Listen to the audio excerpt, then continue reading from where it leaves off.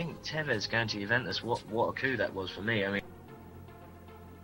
on a head-to-head battle, Atletico Madrid can do more damage to Barcelona than the other way around. Either he's really blind or he's fixing the match. I can't see it any other way. It is an upset. You would expect Man United to go and win there. Over $1 billion was paid in transfer fees between the clubs in Europe. And Bayern Munich are going to be favourites for me against anybody at home in the world. The 03-04 season, actually, Olympiacos have won 8 of the last 10 domestic league campaigns, so there is only really one team in Greece, which we kind of already knew. Because things have been pretty much decided, just as a quick glance before we go through the table, PSG is going to lock up this thing with 1 more point. Monaco's solidly in second place. Lille is going to be in that Champions League qualifier position, 7 points ahead of Saint Etienne. If you're a serious talent, you're going back and you're playing for Santos. You're going back to play for, like in Argentina, for River Plate or Boca Juniors, or you're going to Europe. He looked like the Ryan Giggs of old. He was more creative than any player on the pitch. He made Mata look stupid. He made Rooney look silly. I am your host, Joe Usello. My trusted co-host, Ben the Machine. Ben, how are you tonight? Good evening, everyone, and welcome to episode 36 of Low Limit Football on Low Limit Poker Radio. I am your host, Joe Usello, and excited to get things going tonight with me, my trusted co-host, Ben the Machine. Ben, how are you? Yeah, I'm good, Joe. Yourself? Good. How are things in England this evening? Good, yeah. It's a bit cold, but it's just no surprise, really, for England. And joining us again tonight, and I'd also like to announce that he's going to be joining us and sticking with us on a more permanent role now, is Roberto Blaugrana on Twitter. Rob, how are you tonight? I'm great. Good, really good. Great. I can't wait. I know you're heavy into the Libertadores tournament, and I really can't wait to hear your thoughts on the whole tournament going on. So, I'm excited. We've got a great show tonight. We've got some pretty good topics. We're gonna revisit a couple of things. Like I said, we're gonna talk about MLS. We're gonna talk about Libertadores. All the latest transfer news, the basic league news that we're gonna bring to you every week. Ben, I'm assuming you have a Blackburn Banter for us.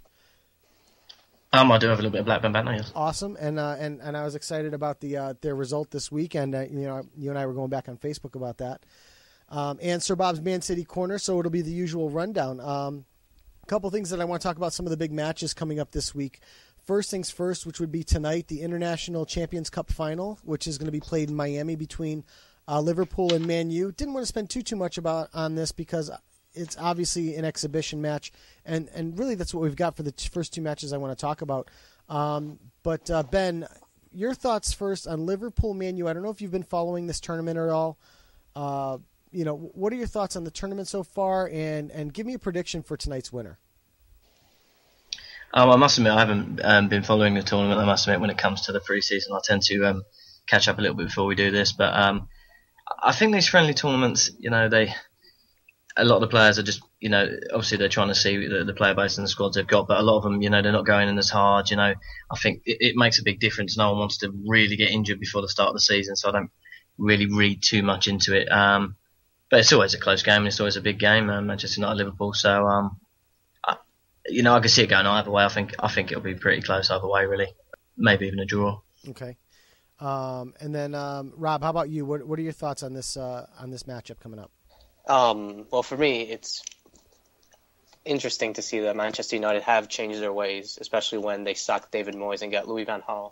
And looking at preseason, I was really impressed of what they've done, especially against Real Madrid and Inter and Roma. Mm-hmm. But then again, what Ben said, it is only preseason, and a majority of these players, you probably won't see them in the Premier League or in real competition matches. So for this final, it's going to go either way. It's a Manchester United-Liverpool match. It's a rivalry, so I could see it going either way. Okay. Yeah, the play in this tournament has been across the board. There's been some really, really bad play out of the likes of like AC Milan. in this. I've been watching quite a bit of this tournament, but I think this Man United team has really looked incredibly solid over the course of the tournament. Like you said, with Van Gaal coming in, he's kind of blending things together. I think he's doing an incredible job with the team. They've really impressed so far in this tournament. So it's going to be interesting to see how it plays out tonight. I'm actually going to take a Man United win in this one.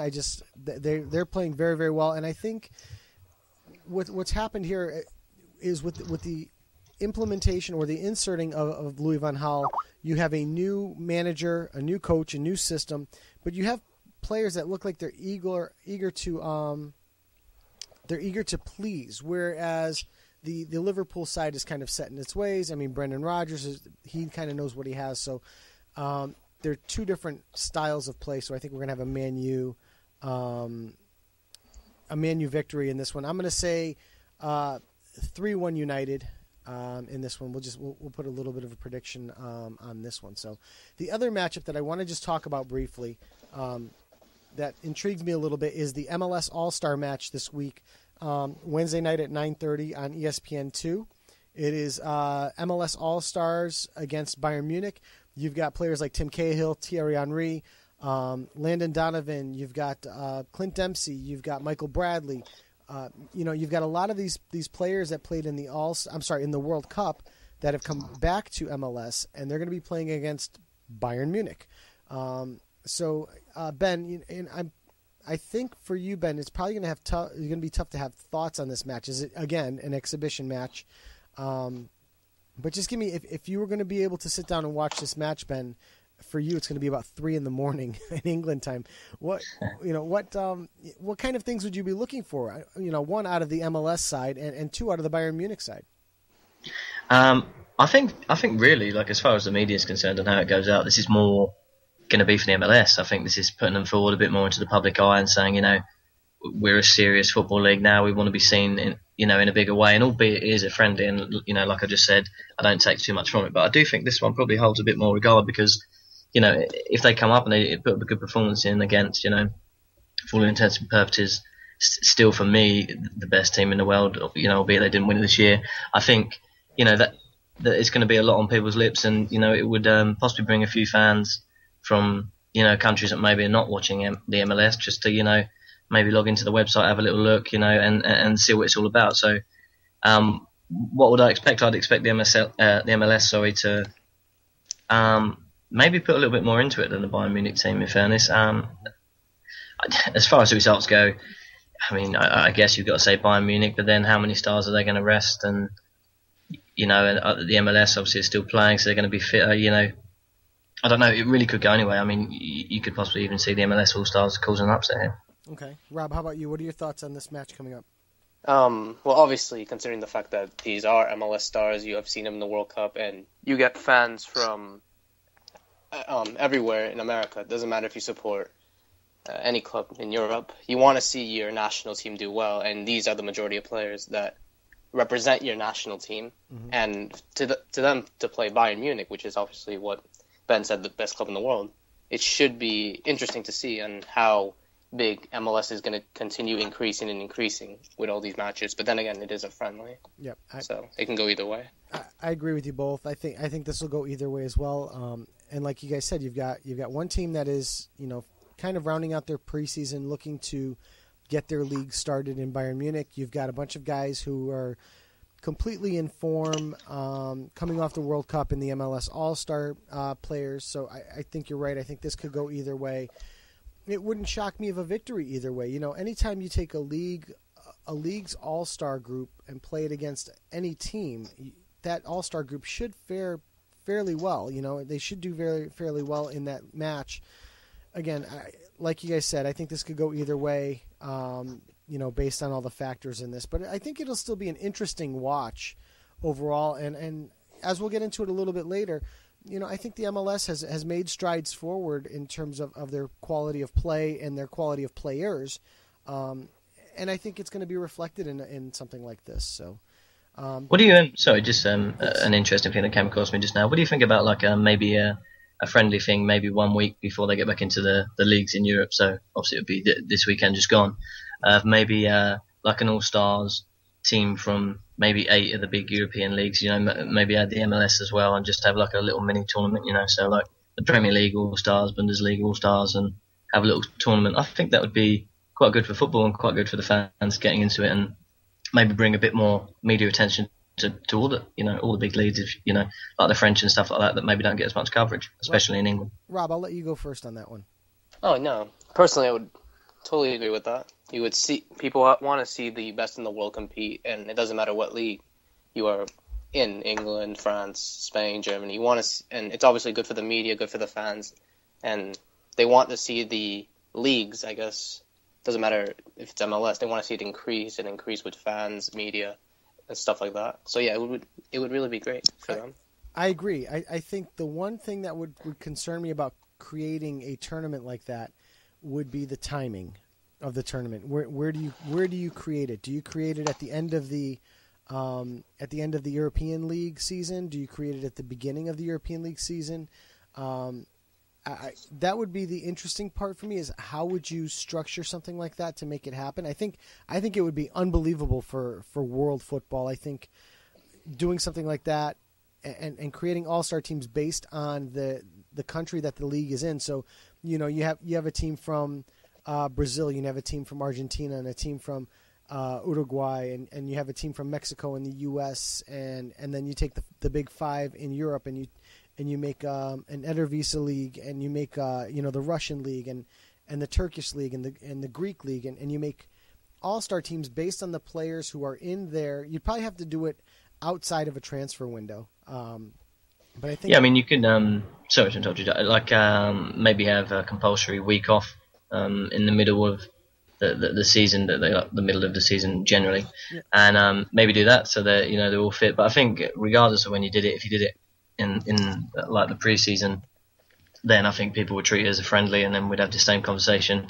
But then if you did it in the middle of the season, would it kind of become like the African Cup of Nations? You're going to get managers saying, well, we don't want this player to get injured, and then suddenly this player's not, and suddenly he can't turn up, he's faking injuries over there or whatever, the clubs would be uproar. I think realistically it'd be a bit too hard to get together. You could only ever really have it as a pre-season tournament, and then I think, everyone's going to try not to get injured, so I think it would be hard. But it would be nice maybe like a World Cup or something like that once every certain amount of years, or or one, even once a year, maybe in the last at the end of the season possibly, where they had, if a player did get injured, it wasn't as big a problem for the club. Possibly that would probably be the best choice if they did do it, but I don't really see it happening. I just thought it'd be an interesting thing for for the players and all football fans alike all over the world. No, I agree. It is a wishful thinking kind of thing, but I think like you said, it would be great to see. It would be great for it to happen if they could ever put something like that together. We look at the preseason tournament here with the International Champions Cup there. You've got these teams flying over from Europe. I mean, obviously they're out of their time zone. They're out of their structure. They're just coming off the World Cup, and they're playing in this tournament. But you're seeing, I mean, Cristiano Ronaldo got into a game. We're seeing all the English sides put together, full sides that have moved forward. Now, some of them had given players time off. Like, for example, Alexis Sanchez, it's not in this tournament, but Arsenal gave him some time off. You're seeing some of that here, but I agree with you. I think it would be great to put something like that together. We'll have to put that out to the people like the likes of Charlie Stilitano here in the U.S. who organizes the Champions Cup, and see if he could ever make something like that happen. That would be pretty ambitious to do. So, all right, let's jump into it, guys. Let's head over to the league news. Ben, why don't you start us off in La Liga and let us know what's going on? Yeah, the main story coming out of La Liga this week is Eibar, the little club that would apparently, a very, very small club. And I'm just having a double check here where they actually finished last year. They actually won the league, but it's just ridiculous how small this club is. They won the Spanish second division last year. That's going to be with a budget and a stadium smaller than anyone that was expected to get promoted. And actually the year before that they actually won promotion from the third division. So it really is a fairy tale story. Just to give you an idea of how small they are, the stadium actually only holds 5,250 players, and to be playing in the Liga, that's massive for a stadium of that size. And to make it even more crazy, shall we say, even more a bit outlandish, is the fact that the actual town, the village, shall we say, that the club come from, is actually home to only 27,000 people. So the stadium the stadium actually holds 20% of the population, which is the equivalent to Man United having like a 1 million capacity. So you can see that how big this is to that town. But it was actually crazy for them. As soon as Arbour realised that they had been promoted, they faced a race against the clock. Apparently there's financial regulations in place in Spain that you have to meet regulations about how much capital you have to have within the club to be a La Liga side, and they had to raise 1.72 million euros or 2.32 million dollars just to be able to come into the division, and they'd run the club on a very close budget, and they didn't have that money, so they had to sell shares to the fans. They were selling at 50 euros a piece, but they did prevent any individuals from buying more than 100,000 euros.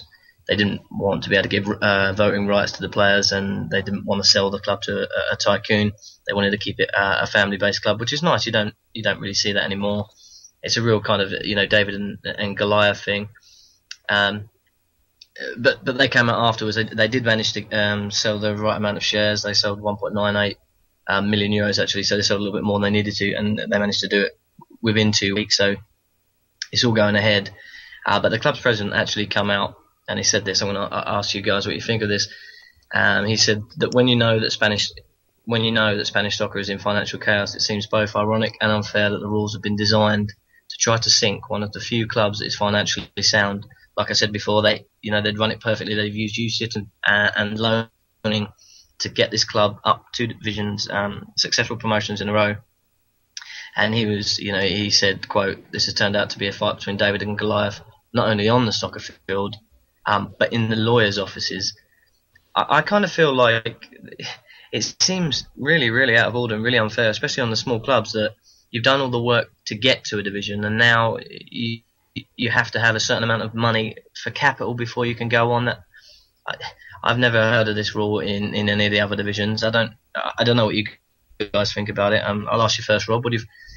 What do you think? Do you think you should have to have a certain amount of money to spend on players? Obviously, it's to do with the stadium and that as well, and the staff behind the scenes. But just focusing on the players, have to have. Rob? Hello. Oh, Rob, are you still there? I can hear you. It's okay. Yeah. Yeah, go on, Rob. No, I was saying, where's the if you have a bunch of players that could be playing for little or no money, and I guess what you could say is, where's the passion? Where's the passion in all this? You work so hard to get to La Liga, which is one of the biggest leagues in the world, if not maybe the best league after the Premier League, and to have worked all the way up and having to have this certain amount of money that you have to use to just function in La Liga it's incredible. I just don't think you see big clubs like grab $100 million and you talk about financial fair play, but when you talk about clubs like small clubs that are in La Liga that are competing with these clubs, you get more media to that because it's such a small club and it has that little attention, and you talk about all these situations happening. So yeah, I don't think it's fair that such rules should be imposed to a small club like that. What do you think about it, Joe? What's your opinion? I agree with you guys as well. It's and we've talked about this with the next story that we're going to talk about in France. The team earned the right on the field to be promoted, and I understand there's whole financial fair play, but at the same time, you should allow. Why aren't we going to the Real Madrids and the Barcelonas of the world and saying, hey, these guys are in it. There's 20,000 people that live in the city. They need some help, but obviously play-wise, they've earned the right to be there. So why aren't we doing some type of profit sharing in La Liga and helping these small teams out? and encouraging promotion, encouraging these guys down below to do the best that they can so they can come up. One thing I wanted to check on is the moves Eibar has made since they've been promoted.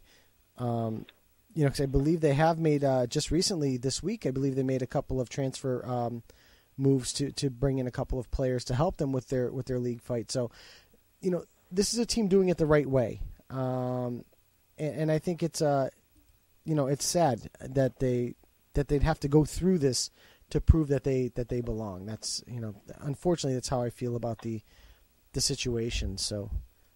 I think just before we move on, I think as long as you've got sufficient standards of seating, amenities, so when people come to the ground, be it their own fans, be it away fans, as long as that's up to a standard where it's safe and comfortable, I don't think much more than that you should much more should be imposed. I mean, I did a little bit of research on Eibar just to see where the history, what the club stood for, and apparently Xabi Alonso and David Silva. Like I said before, this club had they used a youth system and they used loaning from the bigger clubs to get them through, and then they would go back and loan them again. So they didn't really have any official transfers.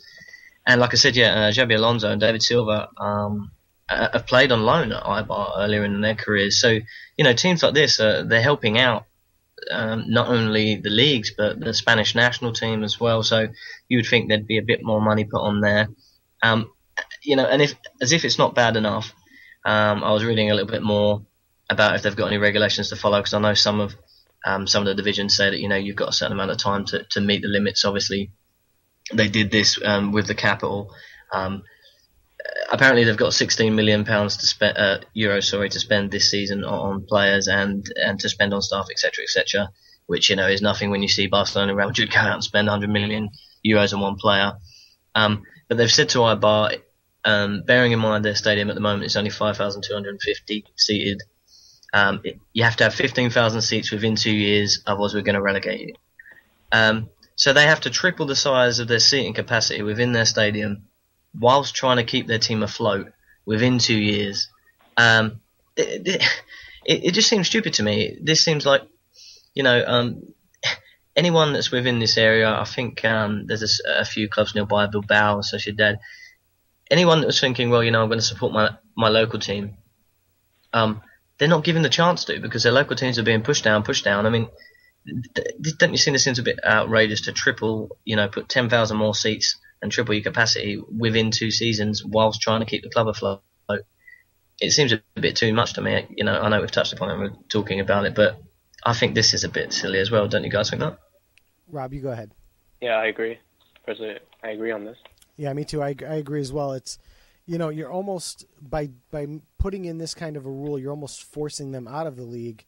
And I can't imagine that the millions of dollars they're going to have to spend to add the extra capacity onto the existing stadium, and at the same time remain competitive on the pitch by spending millions of dollars to add players that would help their cause. It's almost like they can't win at that point. They're going to be stuck with a one and done type situation, and you hope for the little teams like this that it's not the case, but unfortunately I don't see how it goes any other way for them other than a one and done type season, because they just financially can't keep up with the rest of the league.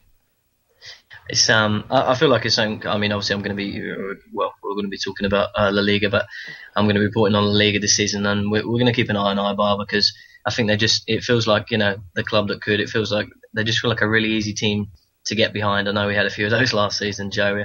Just a few teams you can't help but like, and the charity tournament that we were talking about off air is again next year, and next year it's actually Copa del Rey, so I'm going to be playing as a Spanish team next year, and I think I'm going to go as Eibar just to show a bit of support for smaller clubs worldwide. Perfect. So just to give you an idea, on the 31st of July, Eibar added Danny Neto from Barcelona B for full ownership, and they added, who is a midfielder, and they added Bora Ikiza, who's a defender from Bilbao on a free transfer. So, obviously, we wish him all the best of luck. Absolutely, definitely doing it the economic way.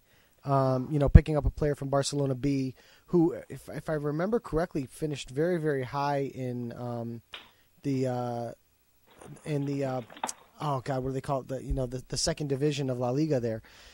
Liga Adelante. Thank you, the Adelante. And but Barca B, if I remember right, they either won it or they finished like in second or third place. They finished really, really high, but obviously can't be promoted because Barcelona is up in the La Liga. So it's going to be interesting to see again how Eibar does fare moving forward. So moving on to our next story, and unfortunately these stories all have a similar theme to them because Eibar, we're talking about a small club, not exactly financially powerful.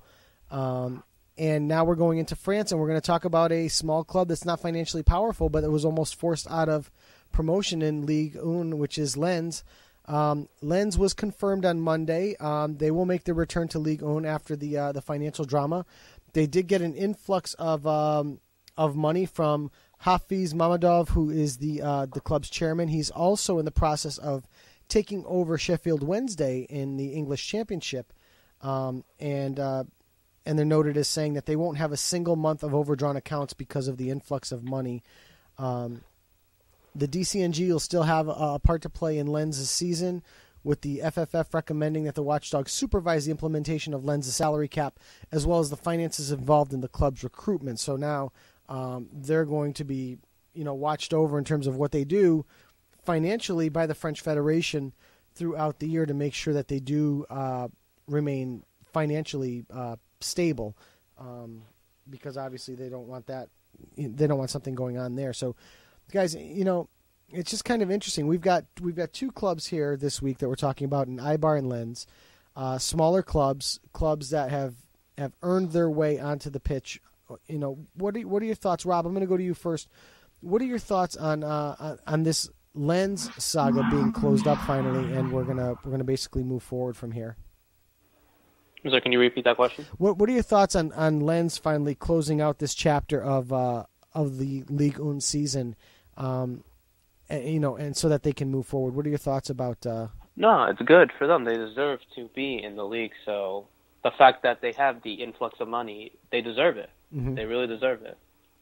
So Ben, how about you? What do you think? Yeah, I mean, like we kind of spoke about before, I think if you go on the pitch and you do what needs to be done, and you are, for all intents and purposes, a League One team on paper. The league doesn't lie, and then from financial rules that they're trying to implement to push you back down again. Imagine what that must feel like as a player on that team to have worked all season to say, well, no, but because you haven't got enough seats in your stadium, or you haven't got enough money to spend on players, or etc., etc. It just seems, I don't know, a little bit, it's just really not needed for me. It's really not. I'm glad they got the money, the injection of cash, and it's another team that you can't help but get behind. Everyone likes an underdog, and they deserve to come up, and they deserve the money that they're going to receive for going to PSG, Monaco, playing the big games, playing the big teams, and hopefully they can stay up, or they can make enough money to build up and push themselves forward as a club, because they deserve it, and they deserve to play there, and they should be given the chance to stay in that division like everyone else. I agree. So, Ben, why don't you take us over to Bundesliga, and we'll get through what's going on there this week. Okay, yeah, we'll go over to the Bundesliga now. The talk in the Bundesliga, the main news is just about the favourites, Bayern Munich, to repeat again this year. A little bit of information for anyone that wasn't paying attention to German football over the years, over last season, sorry. Basically, Bayern Munich, massive favourites again to repeat. They suffered only 2 losses last season, finished 19 points clear of Borussia Dortmund. Just to give you a few odds, just for anyone that follows the odds of it, Bayern Munich at this moment are 6-1 on. So you have to put do it in American now, $6 on to win $1, or £6 to win £1. So basically, there's a lot of money going on Bayern Munich, and the second favourite is Borussia Dortmund at 6-1. This Bayern Munich team, it leaps and bounds above even Borussia Dortmund for me. No matter the rest of the league, there's just a ton of world-class talent there, and it would be a real major surprise, I think, to most people if they didn't win the league title, along with a lot of other trophies. Most people's favourite for the Champions League at the start of the year as well. And I think even Mandzukic is going to Atletico, it's not going to make a difference for them with Lewandowski coming in, top scorer in the Bundesliga as well last year, and the knock-on effect as well that has for Borussia. I think it's kind of, if anything, it's widened the gap, and I do think that Lewandowski will score even more this year, in my opinion, than he did at Borussia Dortmund from the creativity that comes from midfield.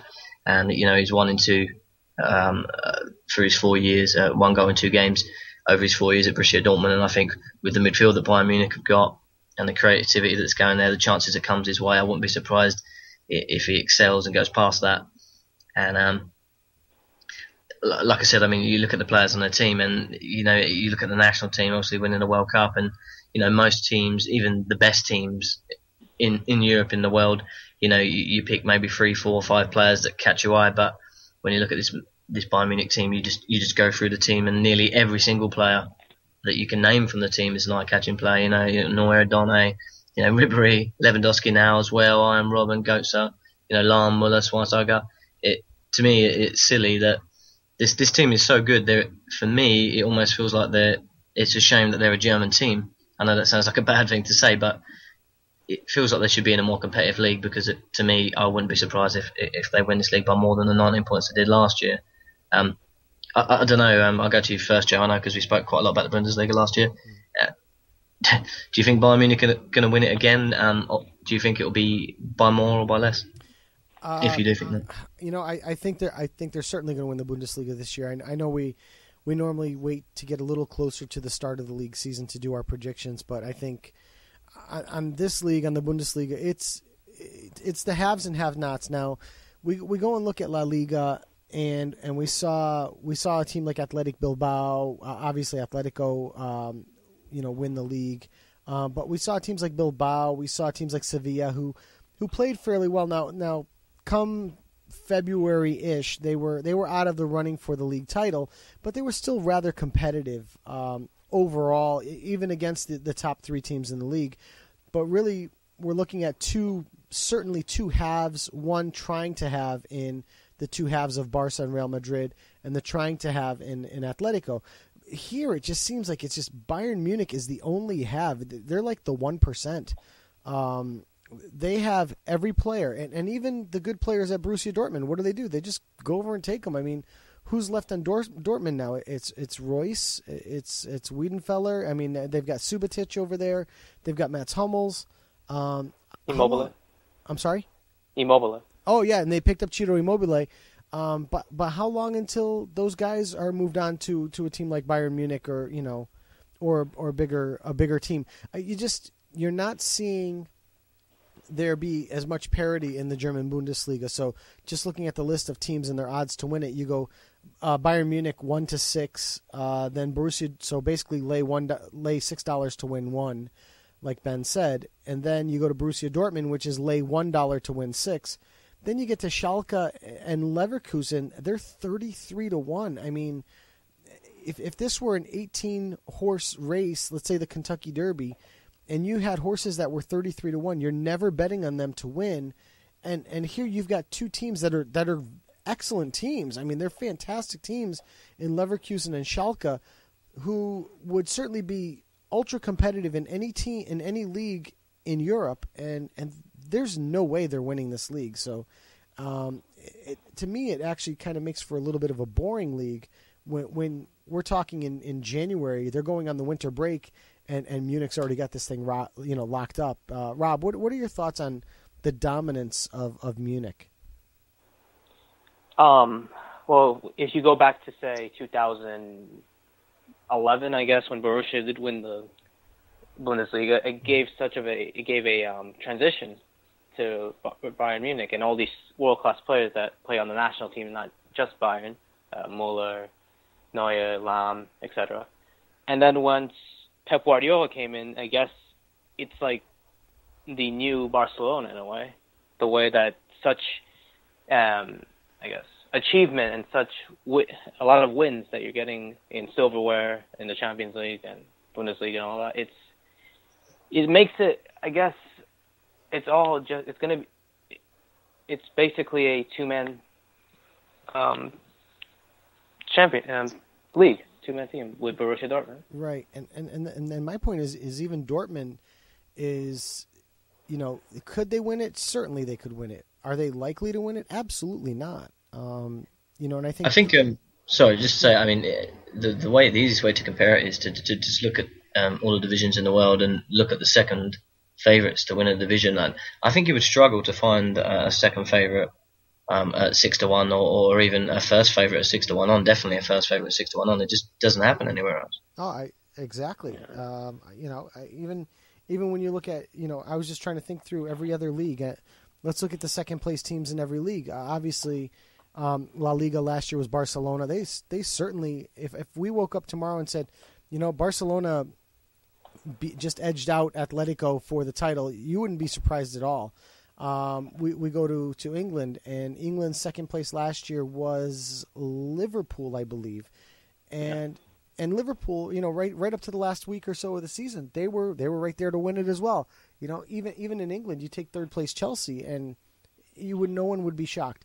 In Italy, we talk about Roma. If Roma took out Juventus, there would be an initial shock because no one really truly expected them to be that good, but they certainly were good enough that you wouldn't be utterly surprised.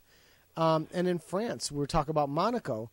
Again, I'd probably be the same level of surprise as there would be with Roma. Monaco sitting there with James Rodriguez and Falcao, and they did all that work with Riviere, and they tried to put together a powerhouse of a team.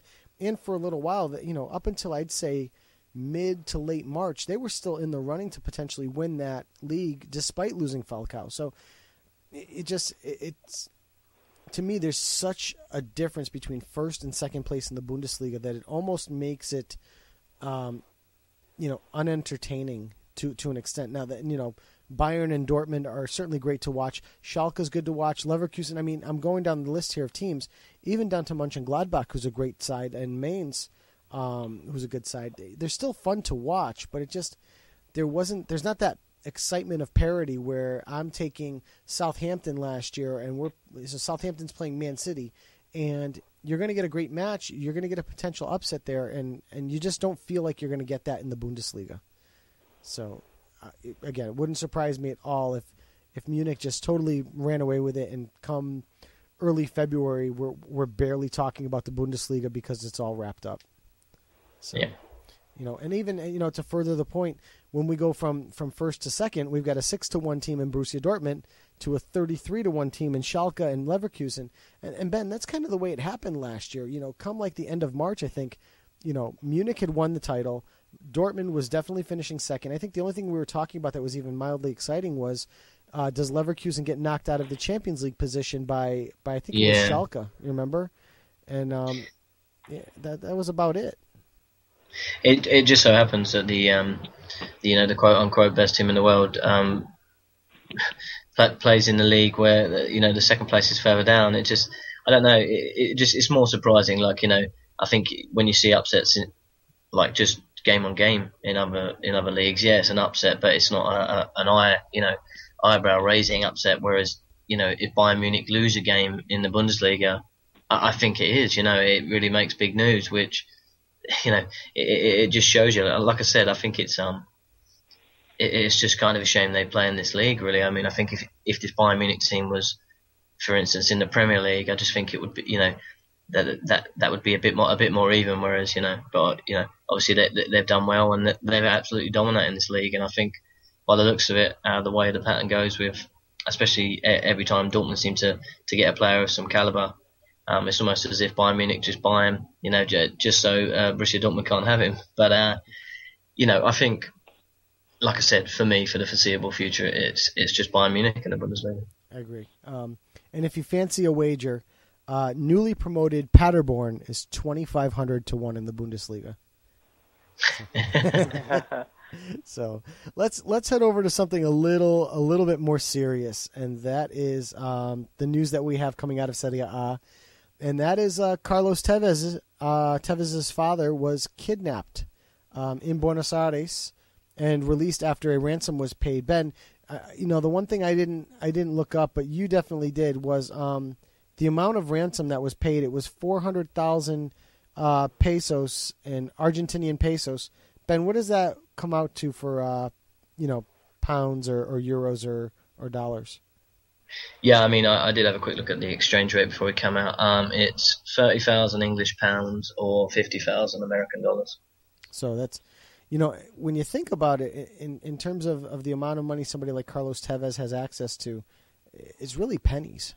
And it's no wonder that the ransom was paid so quickly. Now, Rob, the one thing I want to ask you about this, my understanding is you tend to see this type of stuff happen a little more in some of the South American countries. We've kind of heard of this thing coming out of South America more than, let's say, out of Europe or even out of the United States. Even in the United States with the big baseball players and football players and basketball players, you never see their parents or siblings being kidnapped for ransom money. But to me, it seems like every time we hear about a story like this, it seems to always come out of South America. Rob, I'd like your thoughts on something like this, this scary type of situation. Well, I guess if you compare both continents to North and South America, different culture, different style, it's a bit more, I don't want to say less advanced because that would be being biased, but no, security tends to be different in different countries in South America and North America. So it's South America is not really a dangerous place. I mean, you look at the World Cup, I guess people were thinking, oh, don't go to Brazil, it's dangerous because of the favelas and the protests and all that. Mm-hmm. And it turned out to be a good tournament. I haven't heard any incidents happening, unlike there was on the pitch. But no, it's not usually like that. You don't see countries like this, and they don't want to be universally known as a bad country just because of these robberies that are happening to families of these huge stars. Right. And I agree. I agree to your point, especially on the point of the World Cup, because a lot of people, like you said, leading up to the World Cup, we're talking about the rioting and the protests and the security issues that you may have in Brazil, and obviously we live in a now society where you have Facebook and you have Twitter. I mean, if you remember, leading up to the Sochi Olympics in the winter, all you saw coming out of Sochi was these pictures of walls with no doors and just toilets without toilets. It was just crazy stuff. There was a lot of security and there was a lot of structural issues with the Sochi Olympics. And the way people were talking leading up to the Brazilian World Cup, they were expecting all of this craziness, this security stuff, and the rioting and the danger in the favelas and all that stuff, like you said, Rob, and it just never materialized. I'm on Twitter way too much, and I didn't see anything like that. Ben, I don't know about you, what you might have seen for coverage of Brazil and Europe, but we didn't see that type of scary situation that we kind of saw in Sochi, or that you would expect, like Rob said, where the South American continent is being classified as unsafe, but the security stuff is different, and the way people are treated is very different from, let's say, in England or in the United States or in Italy or France or Spain. So I'd like your thoughts about it. Obviously, I think like Rob hit it on the head. Really, I think the cultures are different, and I also think that every country's got worse areas than other areas. It's just logical sense. I do think I do actually remember watching one game. I don't remember off the top of my head. Sorry, what stadium it was at, but they did say something along the lines of like they had 15 murders that week or something within that area. And I mean, that must have been a specifically dangerous area. I must admit my geography of that area is not great. So, but which did quite surprise me. But I don't think in general it's really a dangerous area. I think it's it's like anything else. If you go to areas that are not as well secure in any parts of the world, then you're asking for problems. I don't think a country as a whole can be to blame for that. One thing I did think was a bit strange about this story that I did read about was just the blasé of it. It came across a little bit to me, but kind of like a business deal rather than a crime. I don't know. It just sounded strange. Just a couple of quotes off the top of the head from La Nación newspaper, which is just a daily newspaper. I'm not sure if Rob knows more about it than that. Can say afterwards, but they said that when they realised that apparently they stole the car first, but once they realised it was his father from the registration, they went back, and apparently it said, quoting sources close to the police operation, apparently the kidnappers told Tevez's father, we admire your son, but we have to kidnap him, we have to do this to work. Which I don't know, this is, obviously I don't think this would happen in England, USA that way, but then, you don't know too much about these areas. But apparently, the kidnappers actually said, quote, this is all rumours and, you can read into this what you can. But they actually said, we're in order to Sabella because he didn't call him up to the national team, which is a strange thing for kidnappers to say. And then, I don't know. It's one of these things you don't really know. You only really know what's been leaked, and the media just twist things to make it into a story that's readable. Really, even the ransom amount that we found out, even that's a rumor. Obviously, that can't be released. But I think it just shows that people will do anything for money. They've stole a car and realised that it's Tevez's dad's car, and then. They kidnapped him because of who he was. So it's just an unlucky situation. But thankfully, like you said, it's a splash in the pond for him. If someone said to you, give me 10% of your wage packet this week and we'll give you back his son, I don't think there's anyone in the world that would say no. So, thankfully he's back safe, and nothing came of this. But it shows you that there's more important things in football sometimes. Absolutely. So, Rob, any closing thoughts on the Tevez kidnapping? Any other thoughts you want to add to it?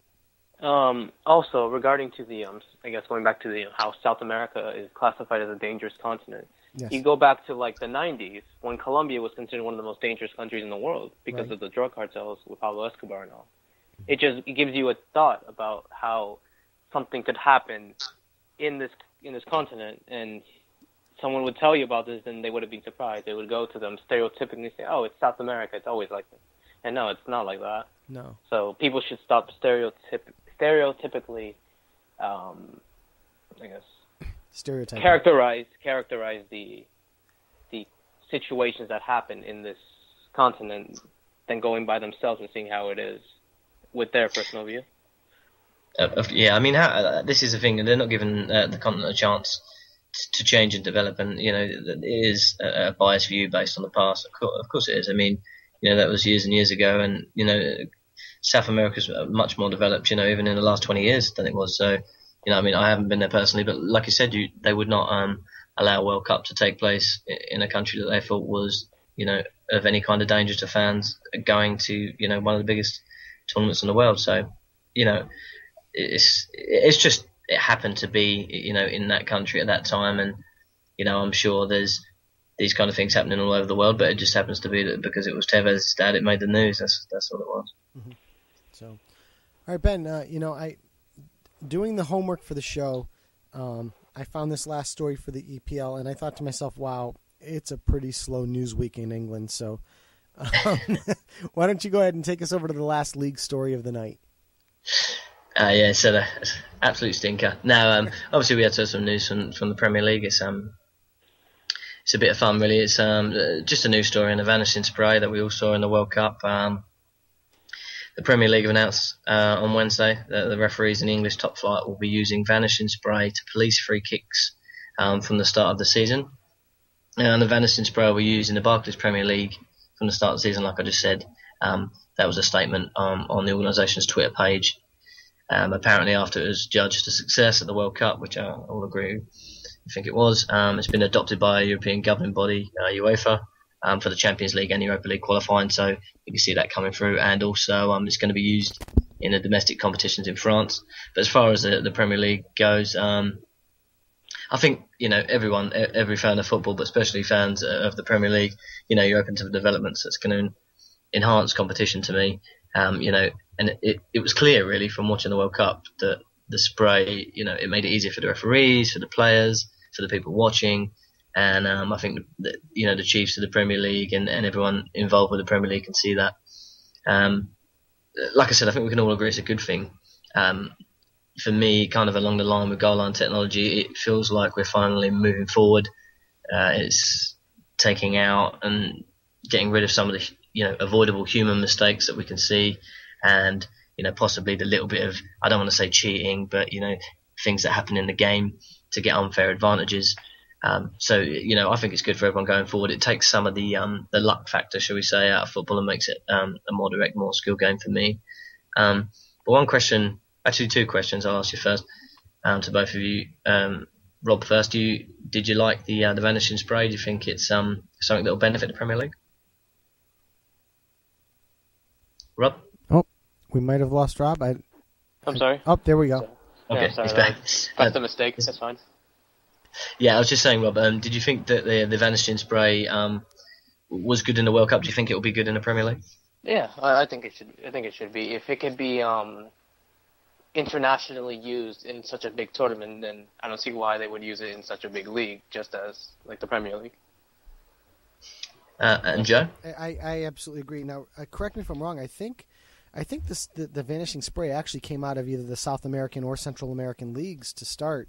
South America. South America. Yeah. Copa America, they used it. Yeah, and it's been making its way around. I know they use it in MLS. Obviously, they use it in Mexico. And I think it's great. For me, Ben, it actually, to me, it speeds up the match. It speeds up, it allows for more play because the referee goes and he calls the foul. He marks where the ball is. He paces it off. He draws the line in the sand.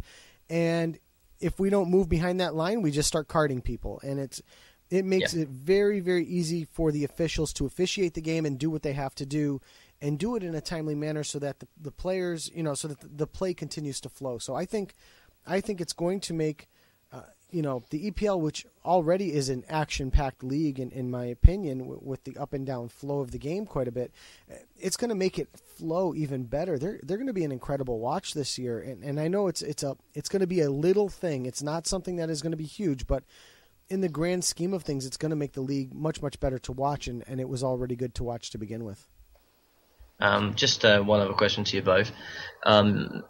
Do you think it will be introduced to any lower divisions? Do you think it will go further afield? Because I can kind of understand why goal line technology has not been, shall we say, filtered down to the lower divisions because it's, not possibly financially viable. But I mean, this to me, it can't be that much of an expense. And I just wonder when you think it will be introduced to lower divisions. I mean, obviously the Championship is the strongest second division in the world, without a shadow of a doubt. But yeah, like when do you start introducing this to, Serie B or the Championship, or into the France second, and the Bundesliga, like we said, all the second divisions, and how long do you think it will be before it's just throughout all through professional football? For me, I think it happens sooner than later. Usually, the way these things work is you see it introduced into the lower divisions first as an experiment, and then moved up to the prime division. So it's interesting to see it kind of happen backwards here. So I think it happens much, much sooner than later. How about you, Rob? Yeah, I agree. I think personally, if it was growing, I guess the same situation happened in the internationally.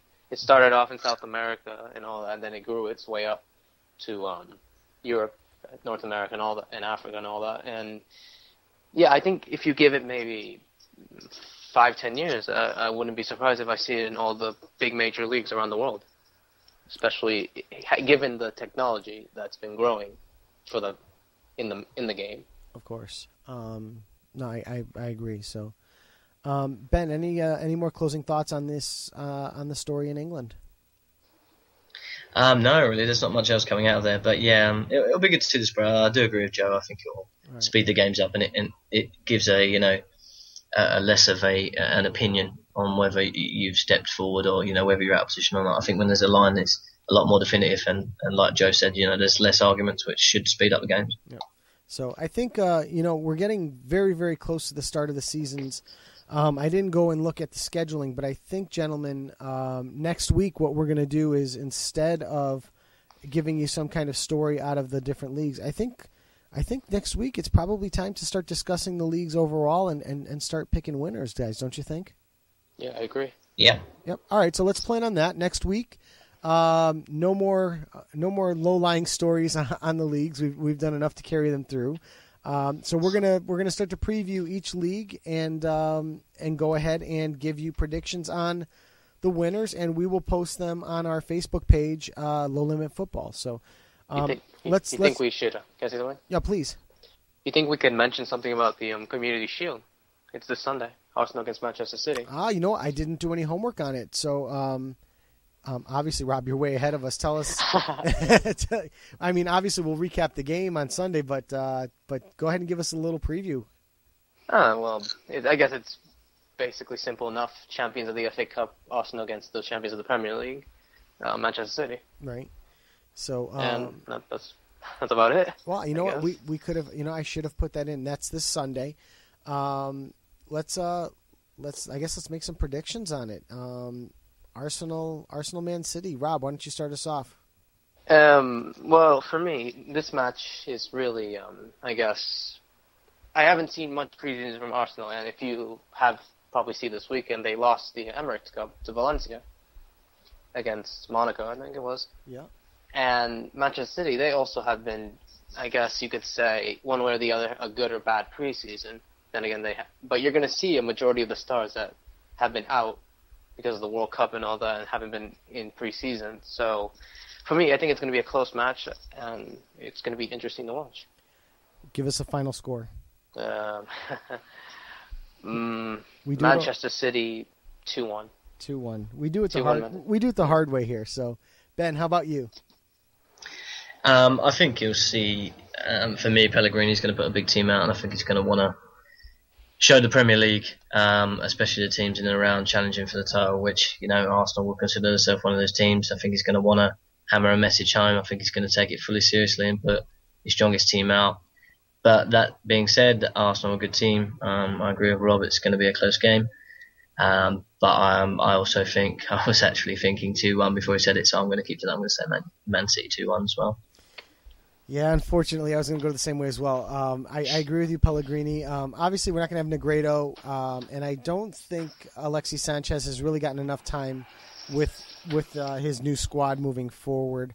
Both teams have not looked stellar in the preseason, but they haven't looked terrible. I'm interested to see if Pellegrini puts Iheanacho out on the field. I thought, you know, for what they did over here in this Champions Cup competition in the United States, I thought Iheanacho was a bright, shining star on that Man City lineup. You know, we haven't really seen the likes of David Silva come out too much in play lately. I have seen plenty of Yaya Toure in the Champions Cup competition. So, you know, I think you're going to have plenty of guys that are going to be in mid-season form. Obviously, Mesut Ozil coming off his World Cup victory, probably still flying high as a kite. I mean, I would be. But I think, again, like you guys have said, we're going to see a very, very close match. It's going to certainly be an entertaining match. And unfortunately, we're all going to agree on this one and say 2-1 Man City over Arsenal to win the Community Shield. So I will post... So just before we move on to transfer, I was just going to say the Championship actually kicks off this weekend. So not that I'm going to go through the Championship scores, but we will have a Blackburn Corner match report as well for their game on Friday. So... it's the opening game of the Championship season, so I can bore everyone to death for a couple of minutes. I expect us to have a score in every Blackburn Banter section. You know. Well, of course, it's opening game of the season. It's actually the opening professional game of the whole of England. So, okay. Yeah. And who Blackburn are they Cardiff Friday. Oh, Cardiff. Okay, that's right. You know what? I knew about that. So we're rooting against Vincent Tan. We'd be rooting against him anyway, but. We have more reasons. Cool, yeah. So I agree. All right, let's head over to the transfer window. Obviously, it's still wide open until September 1st. I'm going to give you a couple of transfers that have been confirmed over the week. A couple that we're going to seriously talk about. First one that's easy, and the reason I put it on the list is because I really haven't seen much out of Juventus in this transfer window. But we've got Romulo moving from Hellas to Juventus. We've got Stefan de Vrij from Feyenoord to Lazio. Divock Origi, this is one that I thought was kind of an interesting one. Went from Lille to Liverpool on a transfer, and then from Liverpool back to Lille on loan. So basically his rights were transferred, but he's going to remain right where he was at Lille. So, and I'm interested to see, you know, Ben, I kind of had a soft spot in my heart for Lille. over the season, and it's going to be interesting to see with the World Cup that he had if he can turn that into a good Ligue 1 season coming forward. So that's going to be great to see. The next one that I do want to chat about a couple more that I want to give you. One that was actually confirmed today. Rafa Marquez, the old man from Mexico, transferred from Lyon to Hellas Verona in Italy. We also had Jesus Fernandez, goalkeeper, moving from Real Madrid to Levante. That happened as well today. Something else that I saw just down on the list yesterday. Keylor Navas? Yep. Oh, no, that's going to come up in the chat. Ante Rebic from Fiorentina to Leipzig. Let's go to Keylor Navas, who was officially confirmed today as the Real Madrid goalkeeper, or officially transferred to Real Madrid. I don't have the specifics of the deal, but that was confirmed.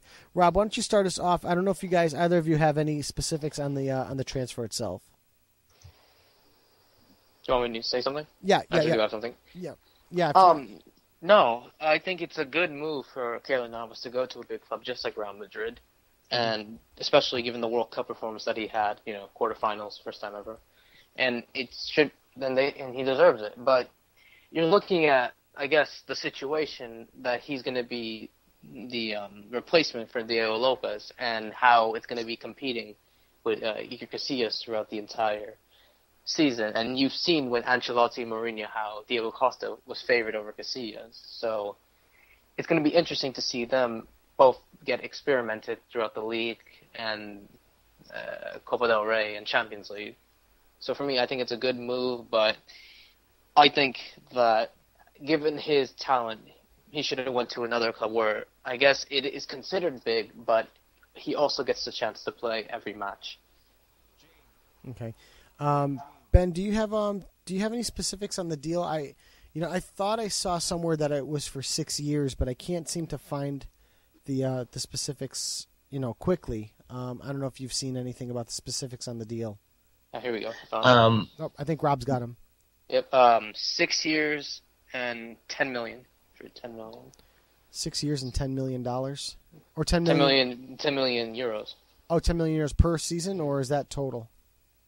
I think that's total. Wow, to me that's the release cost. That's the release clause.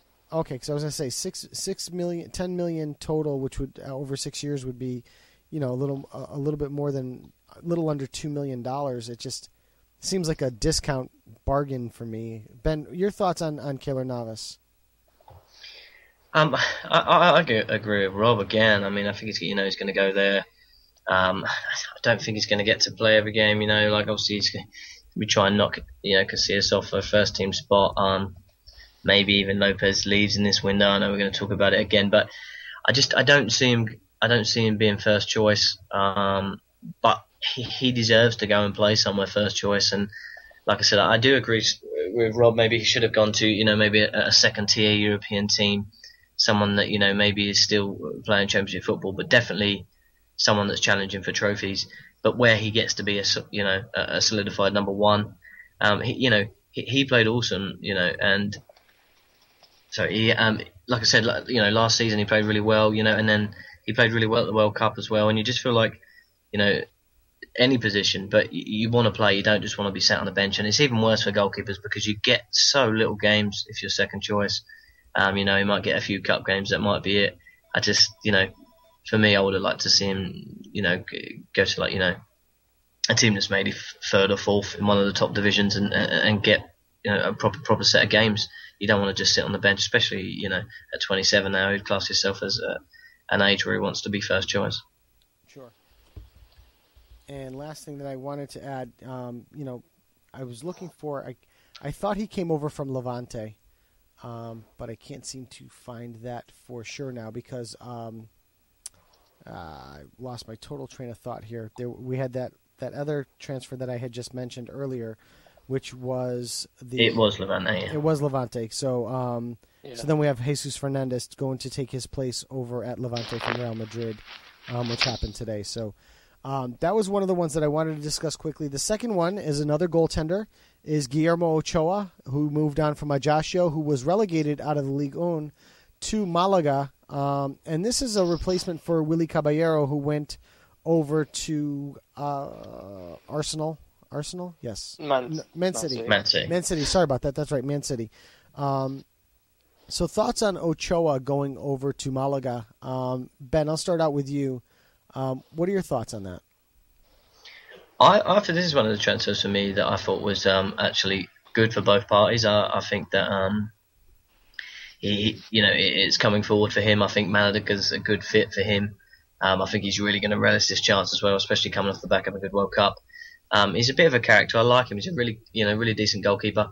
Still only 29. Good few years left in him. He's coming into a club. I still think can do something in the league. I do think he's not quite in the top band of goalkeepers in the world. But I think, that's only for me because of, maybe the aerial things coming for crosses. But I think if he cuts out of his game and he works with the goalkeeping coach at Malaga, who, from what he did at Caballero, for me, seems to know his stuff, then, if he can cut that out of his game, then for me, he's going to be one of the top keepers. I think he's going to handle, obviously Malaga a little bit more in the limelight for me. I think he'll handle it, he'll relish the chance to play against Barcelona and Real Madrid.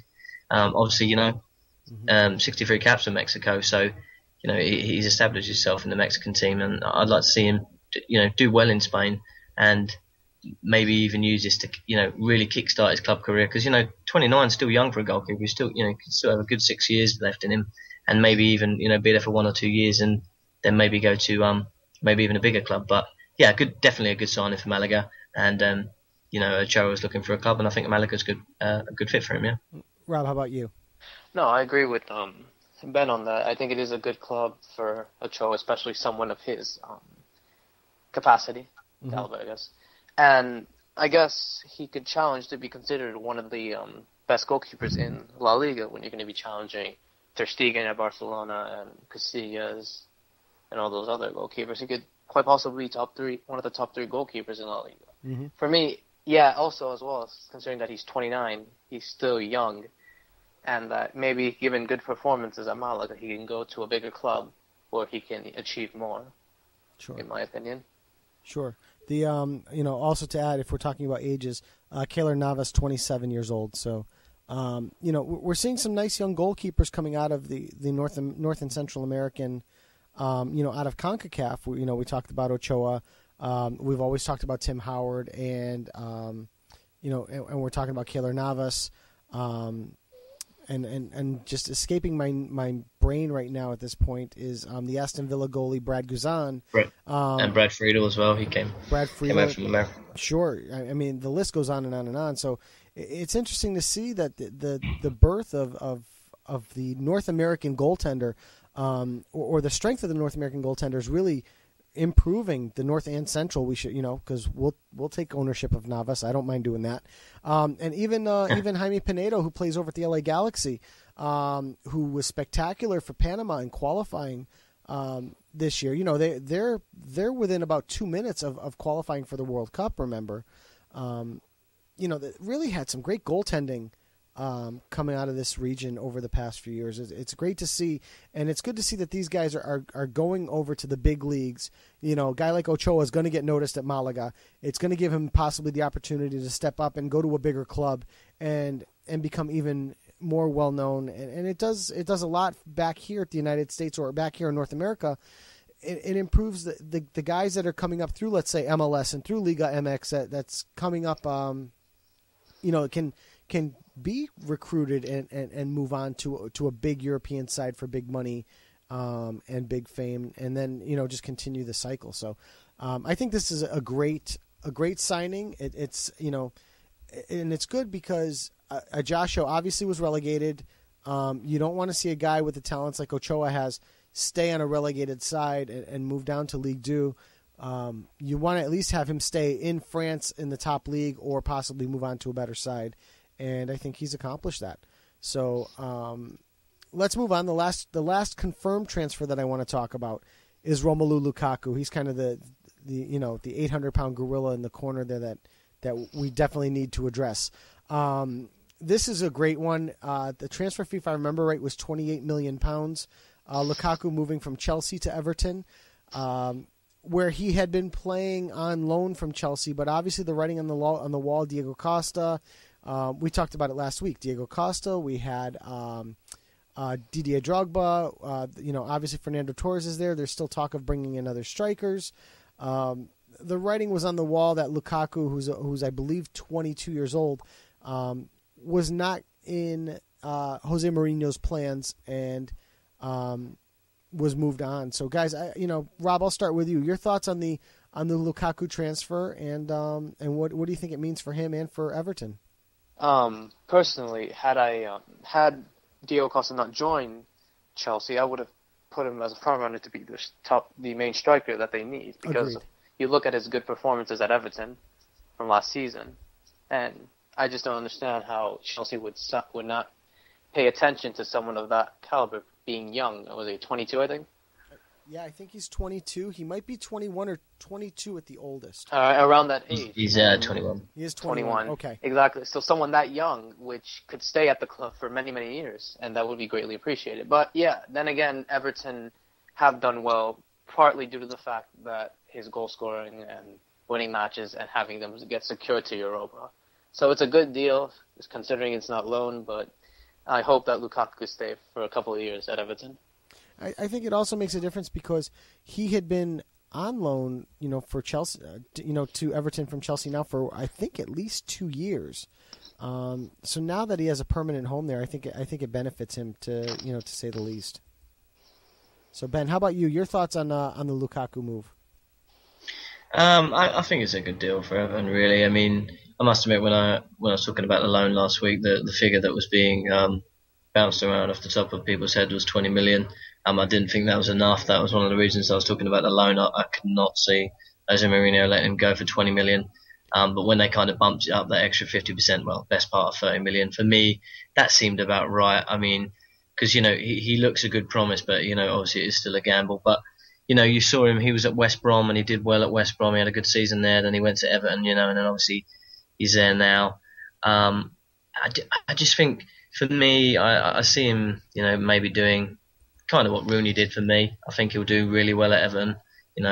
Really strong, big, powerful guy, decent finisher of the ball. A bit Drogba-esque. I do think, he's going to shine at Everton. And then, like I said, I think I see him doing a Rooney. Give it maybe 3 or 4 years. I can see a top 4 club coming in and taking him away. But I do think that he will stay at Everton for a bit. And, he'll get adapted to the Premier League. But apparently the reason that he left Chelsea and the reason that they brought Costa in, I don't know when this was said, it was just a rumour that's going about, but apparently Jose Mourinho, it was leaked, said he wasn't prepared to fight for his place. There was a little outburst from Lukaku, so what, you can make of that what you can, it's only a rumour, but whether he'd had enough and he just decided he wanted to leave, or whether it's Jose Mourinho just kicking it up to make sure that he always looks like the winner of these kind of deals. But I think it's a good deal for both now that Costa's there, and I think Lukaku will be the main man at Everton. I do think, as far as Everton goes, it's good business by Martinez, really, especially for someone of that kind of age. I don't think they're ever going to lose on the deal, regardless of how long he stays there for. I think he would have to do. It'd be quite against the grain for them to lose on the 28 million. Like I said, I can see him moving on and maybe going for 40, 50 million, that kind of price in a couple of years. But I think it shows that the Everton board have put full trust in Roberto Martinez. He was a manager that I've rated for a long while. When he was in charge at Wigan, he was taking a team that, for all intensive purposes, are worse than the Blackburn team now, and he was keeping them in the Premier League week in, week out, which was just beyond me, because they did not have the team on paper to stay in it. But so obviously the board have gave him the backing.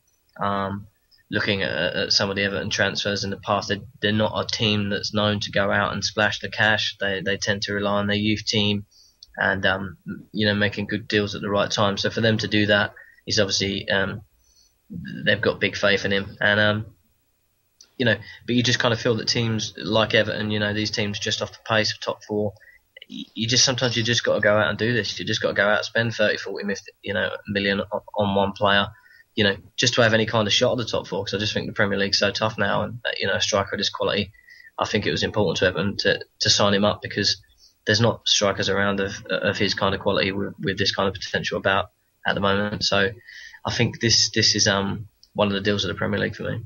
I agree. Now my last question on this topic is going to be, obviously Everton has lost Deulofeu. He went back to Barcelona, but for the most part, they've picked up Gareth Barry from Man City. They picked up Mohamed Basic from Ferencváros. They've got Lukaku in the fold now officially. My question is this enough to get Everton into Champions League this year? To move them in, Ben. Let's start with you on this one. Do you think that the stability of having Lukaku in the fold permanently is going? Do they need to make another move here or there? What kind of move do they need to make? But do you think it's enough to get them into the Champions League? In my opinion, I don't think so. I don't think it's anything to do with them. I just think it's this top four is just very, very strong now. You look at, Arsenal come out and they've just spent an absolute bucket load of cash.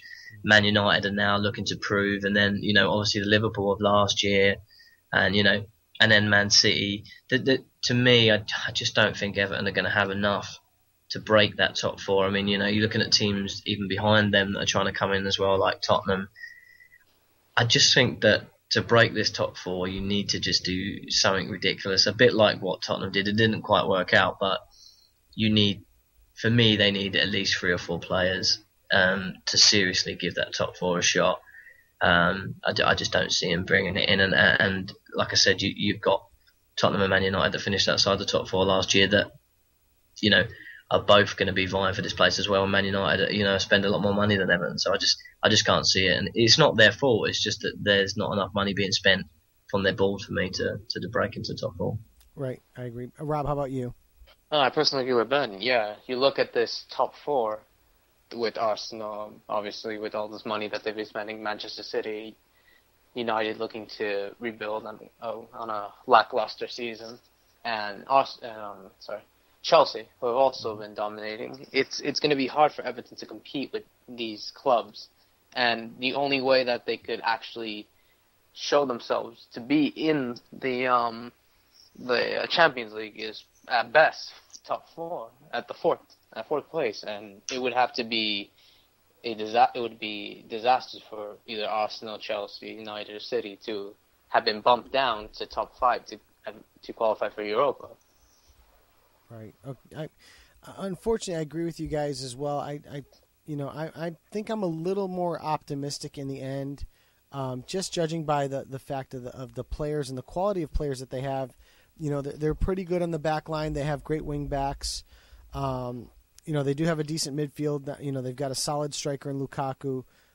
So I think they can make a challenge of it. But I think in the end, I agree with you guys in the fact that it's going to be so difficult to overcome because of the amount of other good teams that are above them, like you said, like a Chelsea, like an Arsenal, like a Man City and Man United.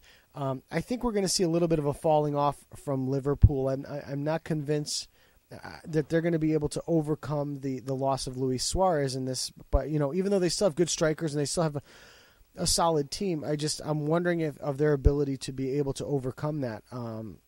But again, even if they take a step back, what do you take a step back from? 2nd to 4th, 2nd to 5th? They're still going to be battling Everton. It's going to be very, very difficult for them to do it. And again, keep in mind, this transfer for Everton, this is a record fee for them. They have never paid this much money for a player. So, Ben, back to what you said, I think they have given Roberto Martinez a little bit more control over the team, which is a good thing. I think Martinez, I don't see him staying at Everton much more than another maybe 2 years. It wouldn't shock me if all of a sudden Man City got rid of Pellegrini and asked Martinez to be their head coach. The guy's a winner. He's a proven winner. He's a successful coach. He's a quality man up front, and I think unless they can get into the Champions League, I'd say within the next 2 or 3 years, maybe we're talking about the transfer of Martinez instead of Lukaku. Where they're trying to bring him in. So. So I'm just going to one last point on it. I think the thing with the Premier League is because it's so strong for me in depth in comparison to a lot of other leagues, is the money that comes from the Champions League. I mean, I think they said it's worth like the best part of £100 million if you make the Champions League. So every single year that, you know, the Arsenals, the Chelseas, the Liverpools, the Man Cities, they're getting an extra £100 million, you know, put back into the club every year that they can then go and spend on players, and they're then bigger clubs. So it's a little bit self-fulfilling, you know, every year that Everton finish outside the top four, they're effectively £100 million behind the teams above them, and they're trying to make up ground before that happens. So I just see it really, really hard for them to break that. Agreed. So let's, you know, part of the reason this is really the silly season for world football is because of the transfer rumors that happen this time of year. And I tend to joke a lot about every player is rumored to go to Man United, because it seems like every time you turn around, Man United is going to pick up this guy, he's going to pick up that guy, and it's comical. But the leadoff one that I want to talk about is a rumor of a player going to Man United, and that is Arturo Vidal. This is still in the rumor stages, which amazes me because it's been a rumor now for what seems like a year. But it is still currently a rumor right now. Man United is still in hot pursuit, to the point where apparently I think he's even had a physical with Man United. There was rumors that happened late last week, or, you know, over the weekend.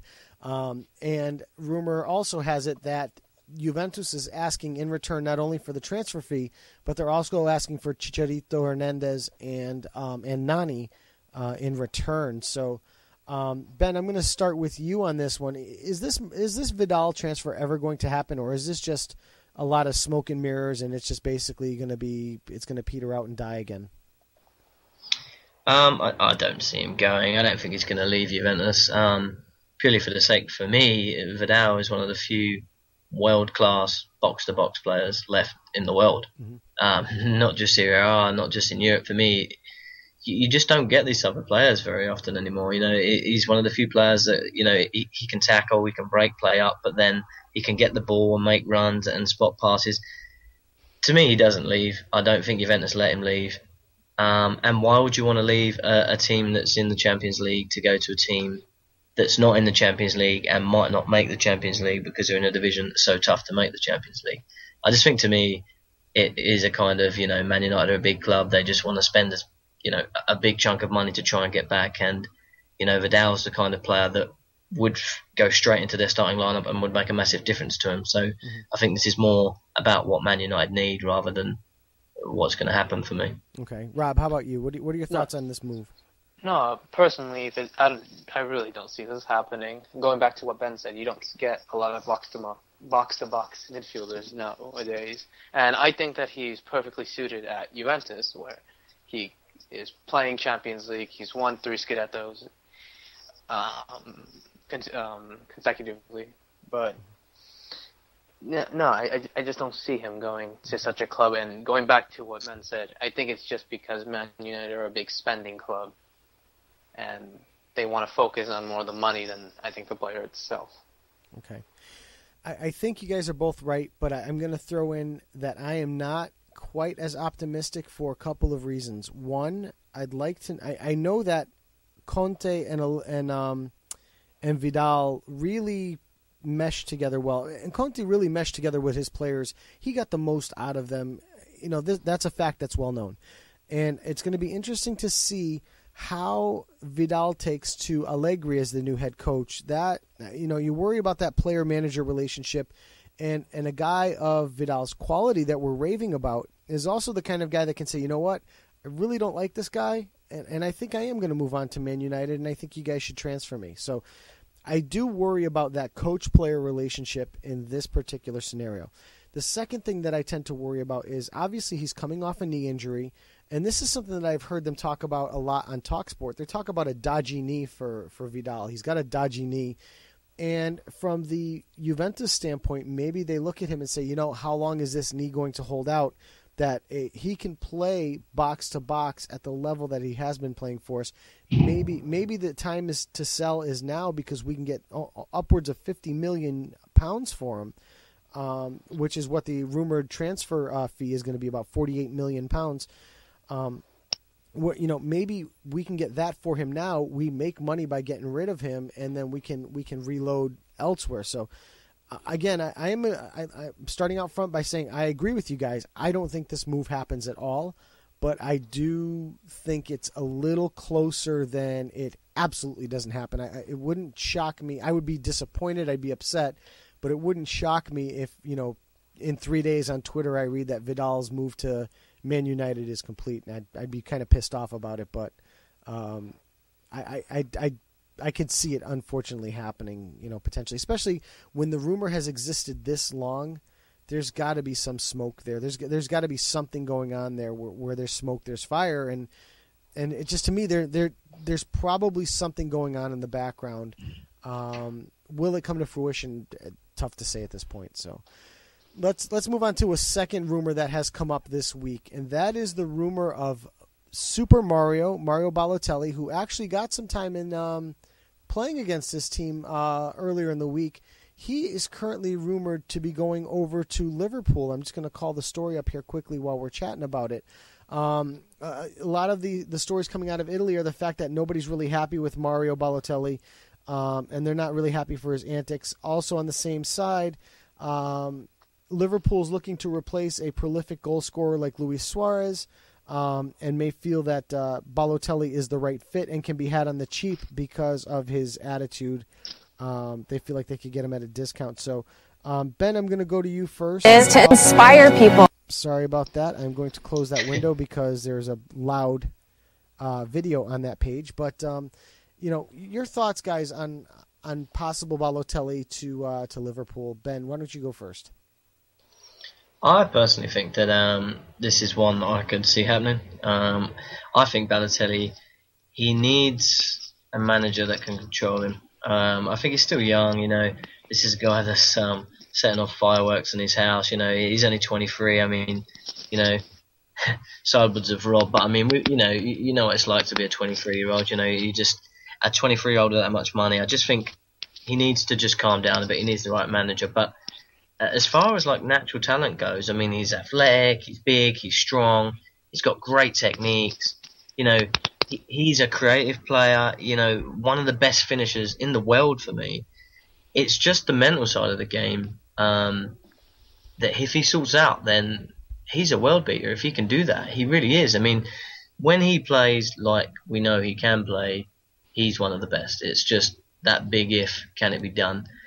And I think that Brendan Rodgers has shown, for me, since he's gone to Liverpool, I mean, this was a Liverpool team.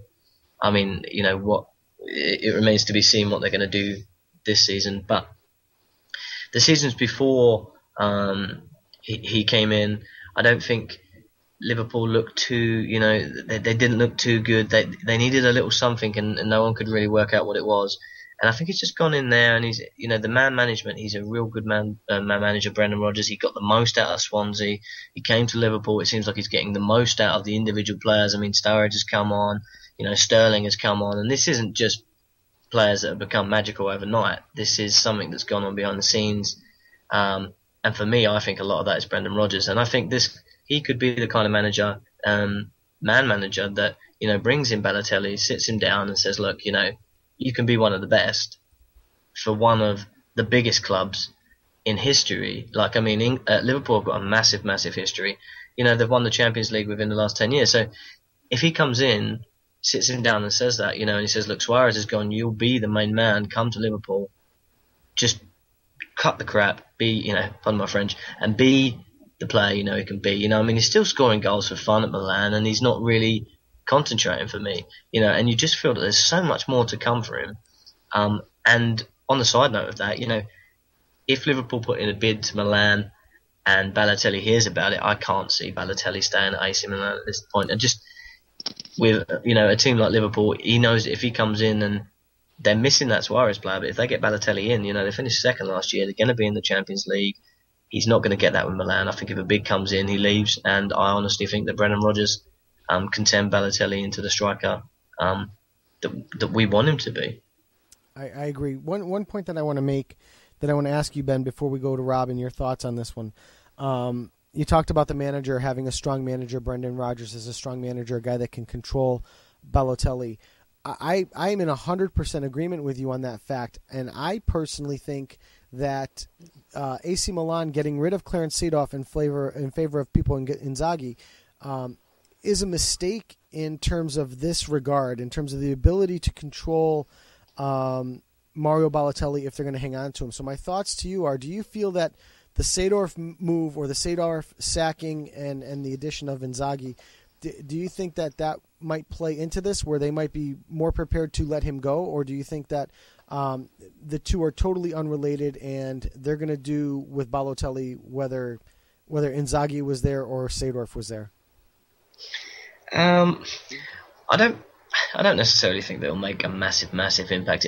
Maybe it might make a little bit of an impact, but I think more for me, it's the level of football that Balotelli wants to play and the size of the club that would come in.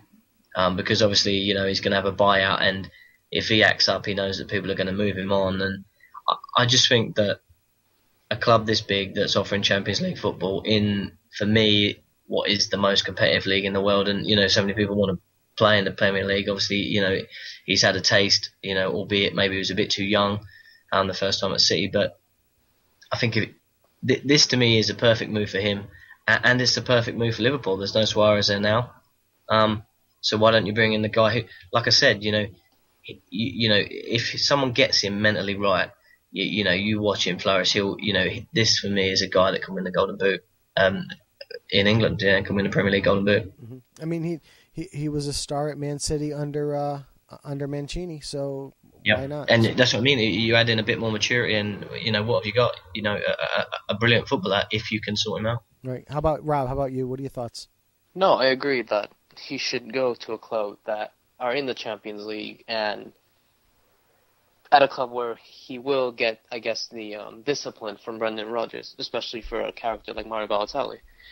And also, given the fact that I guess it would be the perfect striker and replacement for Luis Suarez, and how he will team up with with Daniel Sturridge, who before I was thinking maybe that Daniel Sturridge would be the perfect replacement for Suarez, but then I'm thinking, well, they would need someone else of his capacity to help, like they did last season with Suarez and Sturridge. So I think that Balotelli does deserve to go to Liverpool, a big club where he could probably be idolized and the main star like Luis Suarez was last season. All right. So let's move on to the next transfer that we're going to talk about is actually related to a story we just talked about earlier with Keylor Navas, and that is the transfer of Diego Lopez out of Spain, out of Real Madrid and onward. And again, I'm going to try to load this page up. I don't know if there is a loud visual on here, but we'll have to take a look. I think the rumors are that he is being rumored to go to Monaco, if I remember correctly. That's a start, but there was also a second club that was listed in there. Napoli. Napoli is also the other club that was rumored to be interested in his services. So and Chelsea as well. Oh, and Chelsea's on the list as well, even though Chelsea already had. Mission is. And we have another video. So, and Chelsea is interesting because they're looking to potentially move Peter Cech on. They've got Thibaut Courtois, so this is going to be a situation where Diego Lopez is going to truly play second fiddle instead of gaining the reins over Iker Casillas like he did last year. So, Rob, I'm going to go to you first. The chances of Diego Lopez moving on, and if he does move on to any of the three sides that were mentioned, where would he be most likely to go?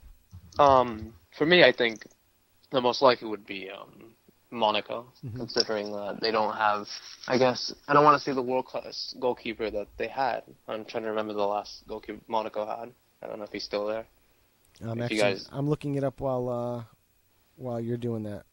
So. No, I think it would be good for him, for Lopez. He would earn his place at the club. He won't have to argue, and he won't have to fight for his spot like he could see us back around Madrid.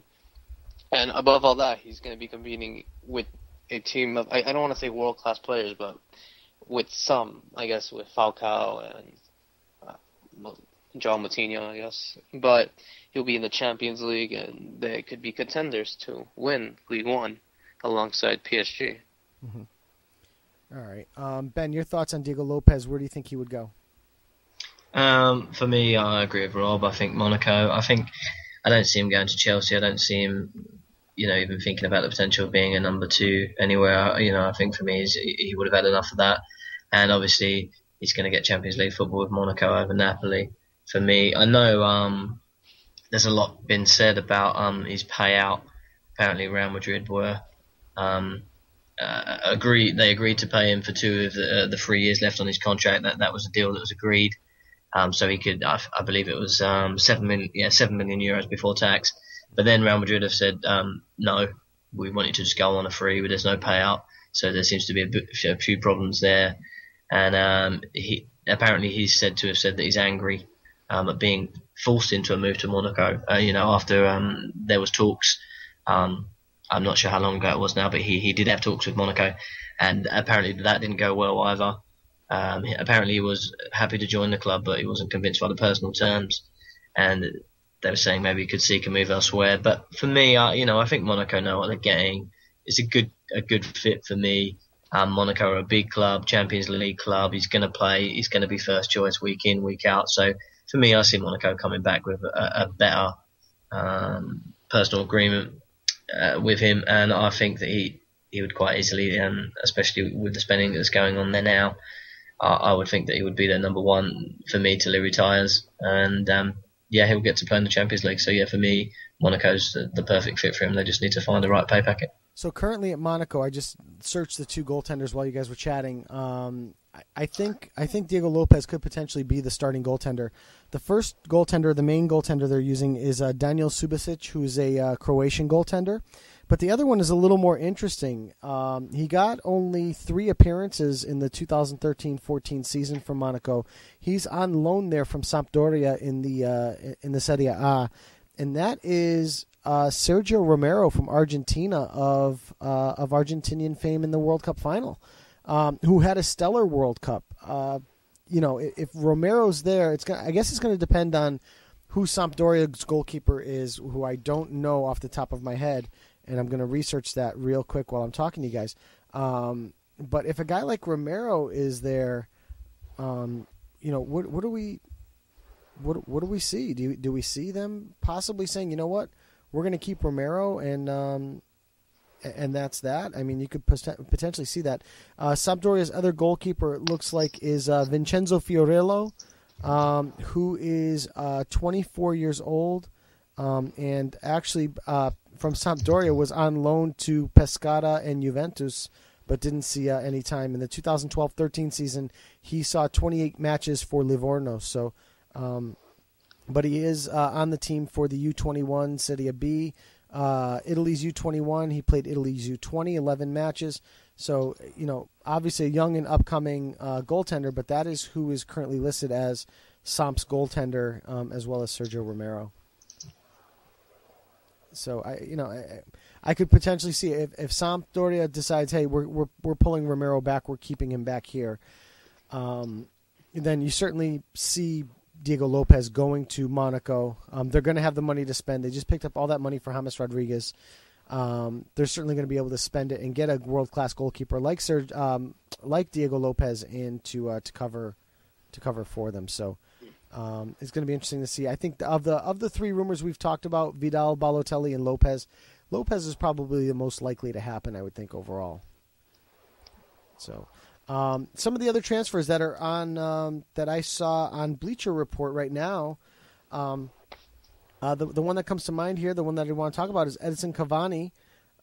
There is the potential of Cavani moving on to Chelsea.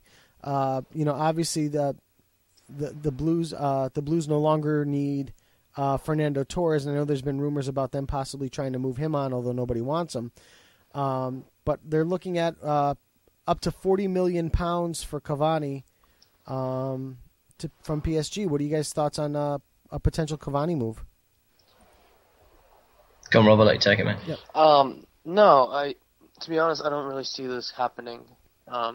Considering that, one, he's a striker, and they already have Diego Costa and Fernando Torres, and you're going to give a world-class striker like Edson Cavani to not play as many matches that he should. And given the fact that he's already signed for PSG for that much money, so I don't see it happening. I don't think Chelsea do need him in a way. If Diego Costa does happen to flop this season, then there could be speculation about thinking about, oh, why didn't we get Cavani? Maybe he would have done better and stuff like that. All right. Ben, your thoughts on Cavani to Chelsea? Yeah, I don't think for me that they're going to go out and buy Cavani, and Costa in the same season. For me, it would have been one or the other. I think that they've chose Costa. I just think Cavani is, it's just a rumor for me. I can't see them both going. So I kind of agree. In fairness, I think it was, if Costa flops, then arguably they'll go out and maybe a Cavani or Falcao will be linked with them. But for me, at this moment in time, I would say it's probably quite a light rumor. There's probably not too much weight to it. Okay, next PSG striker to be rumored on the Bleacher Report moving to Chelsea is Ezekiel Lavezzi. There's rumors that Mourinho's interested in acquiring Lavezzi.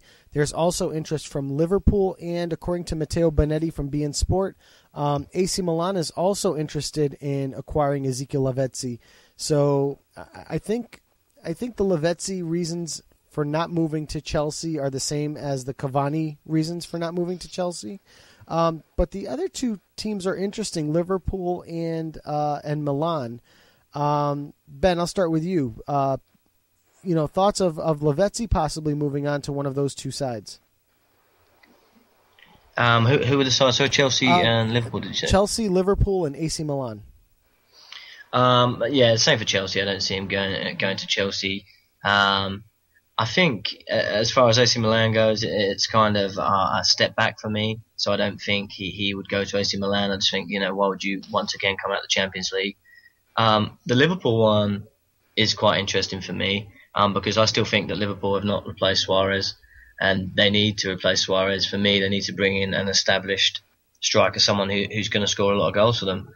And I think, Lavezzi for me, if you don't play him on the wing and you play him straight through the middle and play him out and out, he's very quick, he works hard and he's great on the ball. So for me, I think out of all of those teams, I would say Liverpool. But for me, I would still rather take Balotelli over Lavezzi at this moment in time. But obviously, if the Balotelli one falls through or they don't feel that it's the right match, then then there's a chance. But I still think that it's probably a rumour without too much weighting. But yeah, Liverpool would be the favourite out of those three teams for me. Rob, how about you?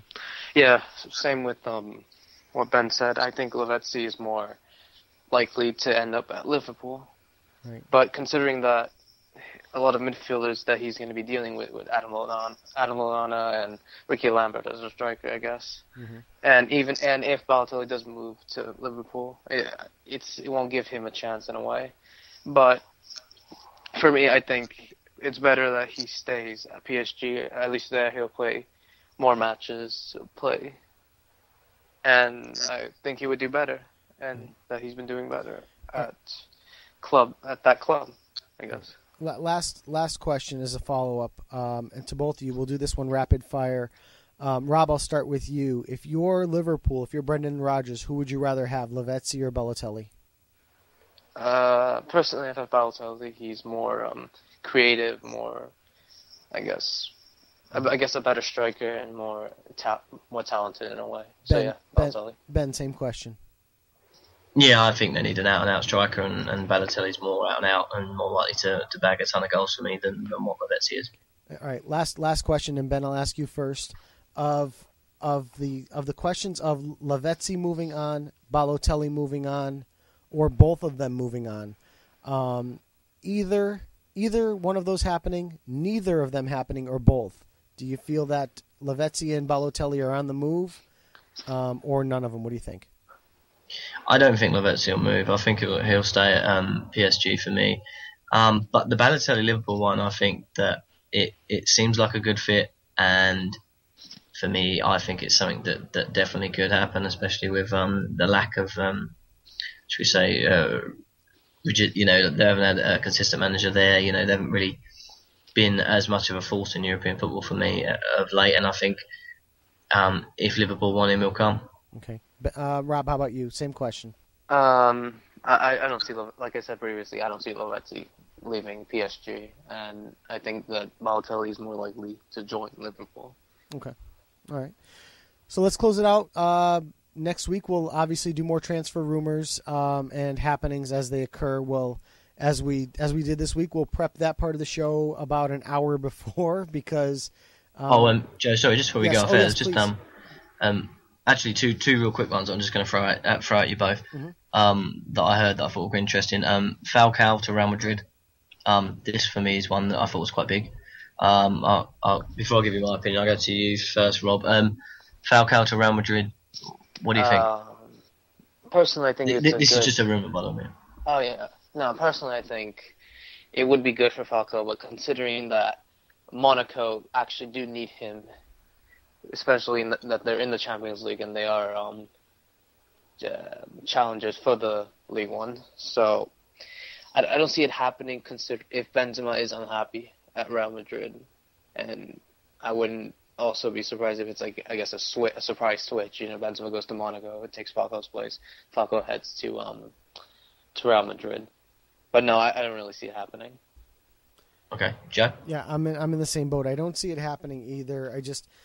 I don't feel like Monaco can afford to dump all of what they're dumping right now. I think right now their focus has to be on picking up a striker or picking up a top player to replace James Rodriguez, not unloading another striker, especially the quality of Falcao, who they just spent all that money a year ago to pick up. I don't see them unloading him. They have bigger needs than unloading a high-priced player, and they have the money to withstand any of these financial issues that may come their way. So I don't see it happening, although the lure of the money that can be thrown at them from Real Madrid is just, it's staggering. They've already fallen once for it with Rodriguez. They could potentially, because the numbers are just astronomical, but I just don't see them totally dismantling this team, a team that they were pretty close in catching PSG last year if it wasn't for the Falcao injury, and I think that's going to be part of it. They're gonna look at the team and say, you know what? Up until Falcao got hurt, we were in this. We were completely in this, and we were in it to win it. I mean, this is not, we didn't get there probably in large part because of the loss of Falcao. If we unload him, we might as well just throw in the towel now. So I don't see them unloading Falcao at all to Real Madrid. I don't see them unloading Falcao at all. I think they're going to be happy to get him back and going as quickly as possible. I don't think that they'll want to sell him. I really don't. I just think Real Madrid's such a big team that there has to be some kind of buyout clause there. And I just think if Real Madrid came in with a massive offer, then arguably he'd go. I mean, it's this guy that scored over 100 goals in 136 games. The guy is real class. I just think you go to Real Madrid and you think, this Real Madrid team, that's a team that can win the Champions League. Whereas, I look at the Monaco team and, they're going to be dark horses every year for the Champions League. But they're still not in that bracket for me of Real Madrid. So, although I don't think it'll happen, I do think if a ridiculous bid came in, a bit like the Ronaldo bid a few years ago, I think he just leaves. Okay. But yeah, one last one quickly. This is something that I heard about from a Man United fan whilst I was away on my football competition. Apparently, Cristiano Ronaldo has came out and said that he's not ruling out a move back to Manchester United at some point in his career. He didn't say anything that he wants to leave. He just said he's not ruling it out. Something about the fans and the stadium and what it meant to him playing there. I'll ask you first, Joe. What do you think of that? Do you think? I know he's come out and said that it was basically basically a rumor, but it was something that kind of come out of his Twitter. Not sure if someone's misconstrued the words, but Ronaldo back to Man United. Could you see it at any point in the future?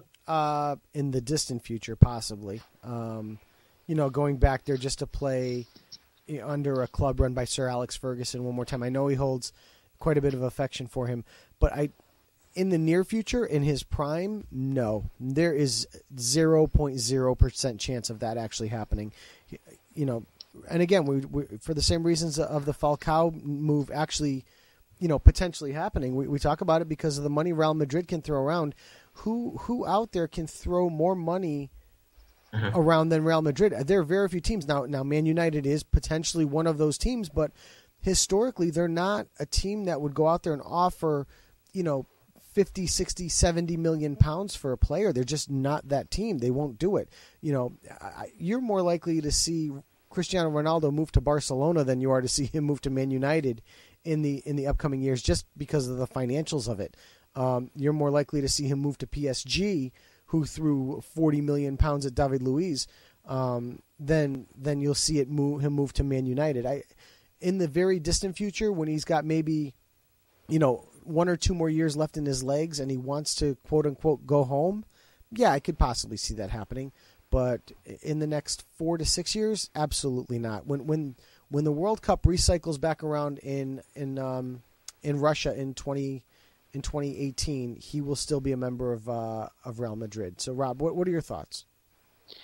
Going back to what you said, no, I really don't see Cristiano Ronaldo going back to Manchester United, especially at his prime.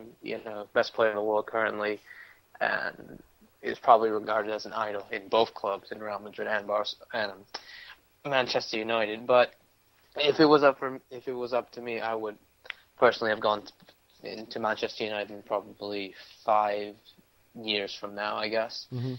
And if I play a few years there and go retire at Sporting Lisbon, where I first started. Okay, I see that. I could see that as well. So, Ben, your final thoughts on this? I kind of feel the same way. I don't see him going there now. Maybe maybe at the end of the career he might come back for a token season, but I can't really see that much about it. Just one thing before we sign off was just quickly touch upon the Origi from Lille to Liverpool and then loan back to Lille. I know you thought that was quite interesting, Joe. £10 million for a 19-year-old, and then being loaned back to play. The guy looks really good though, Joe. I mean, I know you do a lot of work on the French league. What did you think of it? I think the thing with Origi is Liverpool probably picked him up at a discount at 10 million. They probably could have definitely for a little for bit me. more. Yeah, I think, and again, you've got to remember, Origi's really the guy that kind of knocked Lukaku off the top shelf for the Belgian side at the World Cup. Lukaku wasn't performing up to what they had expected out of him in a weak group that we all agreed that was one of the weakest groups in the tournament, and Lukaku was not performing well in a weak group, and he got replaced for 19-year-old Origi, who took the most of that and has turned it into a transfer to Liverpool, into a huge English side off of, and we've talked about this a million times over the season, Ben, a small Lille team that just doesn't have the financials to do a lot. So this is a great move. You really have to credit Origi for taking advantage of the situation and outperforming a guy like Romelu Lukaku on the world's biggest stage and turning it into a little bit of a payday for himself. Rob, what are your thoughts? No, for me, I think it's also a good deal, especially given a bargain and the talent that he possessed, especially that he was kind of the main man as a striker, knocking out Romelu Lukaku, mm-hmm. and even though he was underperforming.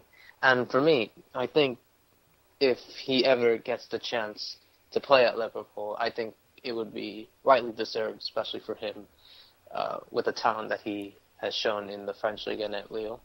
All right, I have a follow-up question for both you guys. Let's say the Lavezzi and Balotelli moves do not happen this year. Let's say that they kind of stay status quo, and Liverpool finds that they're just not scoring goals at the clip that they were, and you've got an Origi playing over at Lille who's managing to keep them back in third place like they finished last year in Ligue 1, but it's all on his back as he's the only real goal-scoring threat there.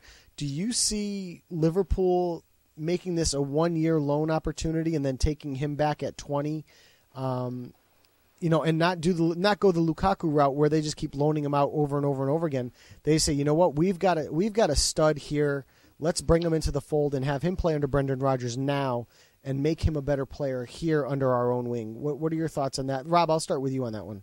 No, I agree that he should be given the chance at Liverpool because of his talent and the way that I previously stated that his capacity on how to do. And I think given that he's young, he probably has a lot of flair and all that. So, yeah, I think he deserves it.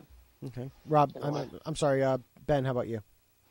I believe that the clause only states that he only has to stay there for 1 year, and they're entitled to him back after that anyway. But for me, I think he feels like he's a Liverpool player. You know, the kind of striker that can play on the wing. You know, this seems like, you know, what with Sterling, Sturridge. This seems to be what Rodgers does. You know, he plays his players on the wing and then he brings them in, and you know they seem to rotate. So in that effect, he seems like a perfect Liverpool player. But for me, he's the kind of player that, you know, he takes defences and he moves them around. So, you know, players like Lallana, you know, Coutinho and players like that are going to get more space, and for me, do more for Liverpool with a player like this in the team. So, yeah, for me, definitely, I think that he comes back straight after that year. And depending on what happens in this market, if they don't bring in anyone that, you know, is quote-unquote a real out-and-out striker that's going to bag a ton load of goals, and I think, yeah, he goes straight in and he becomes one of the main men for me. Okay. All right, so let's close up the transfer window and seal it shut until next week, and then we'll, like I said before, we'll prep it an hour before the show and hopefully speak intelligently enough on it that we make a little bit of sense, kind of like we did tonight. So let's move on to MLS. Let's bring it back over to the United States as they're just about getting ready to walk on the field for the International Champions Cup final between Liverpool and Man United. Just want to say that the teams are walking out onto the field right now. So looking, and that's on Fox Sports 1 over here in the United States. Ben, I don't know if you've got it on television anywhere there, but I would imagine it's on somewhere. I've actually got the stream that SirBob gave me, so yeah. Oh, yeah. Excellent. All right. Let's go back into Major League Soccer and the fixtures and results from... it's on Sky Sports 1. It is on Sky Sports 1. Okay. Okay. So for this past week, and we're going to start out with Tuesday's matchup between the Seattle Sounders and the LA Galaxy, and I'm going to come back to this one and talk about it a little bit. LA Galaxy with a 3-0 win over the Sounders in Seattle. Quite the upset there. On Thursday, DC United 3-0 over Toronto. New England Revolution breaks, and I have a note here somewhere about it. It was an 8-game losing streak, beating the Colorado Rapids 3-0 at home. Chicago and Vancouver played to a 0-0 draw. Real Salt Lake and the Red Bull played to a 1-1 draw. On Saturday, Sporting KC and the Philadelphia Union played to a 1-1 draw. LA Galaxy continues their winning ways, 3-1 over the Portland Timbers at home. And on Saturday, we also had Toronto FC beating the Montreal Impact 2-0 in a Battle of Canada. On Sunday, we had the Red Bull beating New England Revolution 2-1, Chicago Fire 1-1 with Columbus Crew. Real Salt Lake on a road win against Colorado 1-0. San Jose Earthquakes against the Seattle Sounders. San Jose pulling out a 1-0 win and another upset there. And last night we had the Houston Dynamo 1-0 over DC United on a very, very late goal. And to close out the week, we had FC Dallas with a 1-0 win over Chivas. So I'm going to go back into the stats for the Seattle Sounders LA Galaxy match, because this was a match, it intrigued me a little bit. I did get to see quite a bit of it. And LA was just completely all over them right off the bat. We had a goal by Gyasi Sardis in the 8th minute, followed by Landon Donovan in the 18th minute. And at the 36th minute, it was 3-0 LA Galaxy. Stevan Ishizaki with a goal there to close it out with a 3-0 victory. Time of possession in this one was dead even, 50-50. LA outshot Seattle 17-13 with a 10-4 shots on goal advantage. That's actually quite impressive. Star of the match was Marcelo Sarvis from the LA Galaxy with a rating of 9.2, which is incredibly high for the LA Galaxy, as according to Who Scored. So that was, I thought, an interesting result in the in MLS this week. The other one I thought was a very last-minute goal last night, and it was what I thought a reasonably even match. Houston, this is the 1-0 win, Houston over DC United. Will Bruin scoring in the 90th minute. This actually created quite the stir on Twitter, and I didn't see the final goal, but apparently it was pretty much a team breakdown on the side of DC United that led to this goal. Possession on this one, Houston Dynamo 57-43. Shots were 20-7 in favor of Houston, 6-2 on goal, And the Dynamo also hit the word work once, and the star of the match on this one was Jermaine Taylor from the Houston Dynamo with a rating of 8.0. So, overall, a decent week in MLS, some pretty exciting matches. Let's go into the tables here. And starting in the Eastern Conference, leading the way, Sporting KC on 39 points, DC United in second place on 37. Toronto FC starting to move up the ladder a little bit. They're on 29 points. The Red Bull also starting to move their way up the ladder, 28 points. Columbus Crew on 27 points. Sixth place, New England Revolution, 26 points. The Philadelphia Union on 24. On eighth place, Chicago Fire on 22 and the Houston Dynamo on 22. And in last place, 10th place in the Eastern Conference, we have the Montreal Impact on 14 points, losers of at least 6 straight. So they're definitely going nowhere in a hurry. In the Western Conference, the team leading the way right now and no longer the best team in MLS, the Seattle Sounders, have lost 3 of their last 4 matches. They're on 38 points. Real Salt Lake in second place, only 2 points back on 36 points. The LA Galaxy moving their way up the ladder here. They're on third place on 33 points, tied with FC Dallas with the same amount of points. FC Dallas, 3 wins and 3 draws in their last 6 matches. The Colorado Rapids on 30 points. Vancouver Whitecaps in 6th place on 29. The Portland Timbers definitely falling off from last year. They're on 27 points. And in last place, there is a tie between the San Jose Earthquakes, 2 wins and undefeated in their last 3 matches. And Chivas USA, who is also on 23 points and losers of their last 3. Currently leading the league in goals scored is Bradley Wright Phillips for the New York Red Bull, scoring 18 goals. Dominic Dwyer on 14, and Eric Torres for Chivas on 14 goals as well. So just to give you a quick little rundown of the MLS. Looking at this at the fixtures for this week, we're not going to have a match. Again, we have the MLS All-Star game this Wednesday, and then on Saturday we reopen the league. Anything intriguing here? Probably the Columbus Crew Toronto FC matchup. And I think there is a matchup on Monday of next week, the 11th. Chicago Fire, New York Red Bull, and the Vancouver Whitecaps Sporting Kansas City match, as well as the Seattle Sounder Houston Dynamo match, all on Monday. I'm sorry, those are all Sunday night matchups. All look to be fairly intriguing. So, Rob, I'm going to throw it over to you. Actually, before I throw it over to you, I do want to have a quick little discussion between the three of us. And this came up based on what happened this weekend in Ann Arbor, Michigan at the Big House, which is a large football stadium, one of the largest stadiums in the United States. It was host to the Man United Real Madrid International Champions Cup match, and the stadium filled to capacity. 109,318 saw the match. It is the largest attendance for a soccer match in the United States history, surpassing anything that happened in the Rose Bowl in 1994 for the World Cup.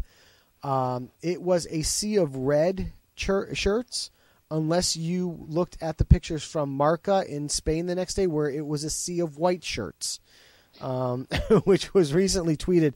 But I want to pose the question. I'm going to start with you, Ben. And this is something that I tweeted.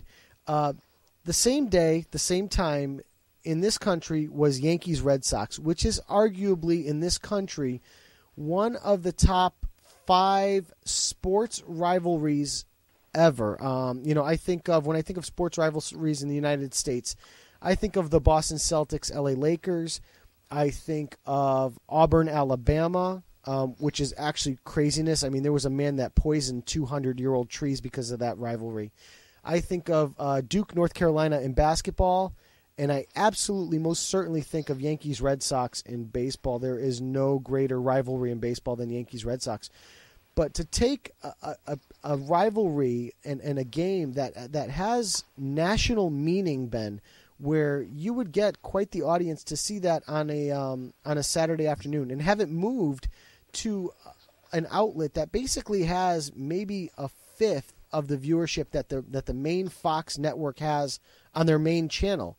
To take that rivalry and move it to the obscure network and move the Man United Real Madrid match onto Fox proper, to me is mind-boggling. And Rob, you and I live in Yankee Red Sox country. This, Yes. If we weren't such big, soccer fans, this would be unheard of to you and I. But since we know soccer, we kind of, not necessarily assume, we're still surprised by it. But Ben, I'd like to know your thoughts on this. I mean, would you ever take Man City, Man United, and move it onto an obscure network in England to play a football game that was playing at Wembley?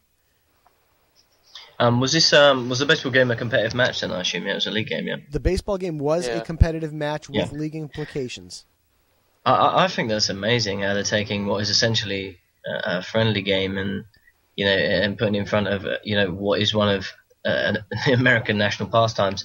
I think what you're seeing is just the fact that obviously the Americans calling it soccer. It's becoming a genuine sport in America now. I think that, obviously, Joe, you could tell it more, and I know Rob, you're just in the midst of finishing high school. Obviously, the schools and the aging's different, and obviously in England, we don't really have coming from schools going into sports. But I know a lot in America, you do, and obviously, you've got the NBA and the NFL. There's a lot of stuff coming out of schools.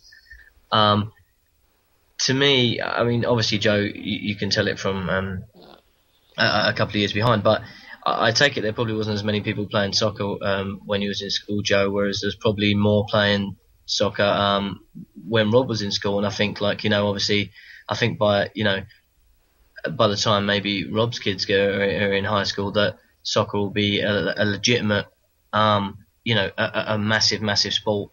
And you can see this by these numbers. I think it's only going to go one way for me. I think that we saw it happening, and it is starting to happen, and this is why we're talking about the MLS becoming a major league, 15, 20 years from now.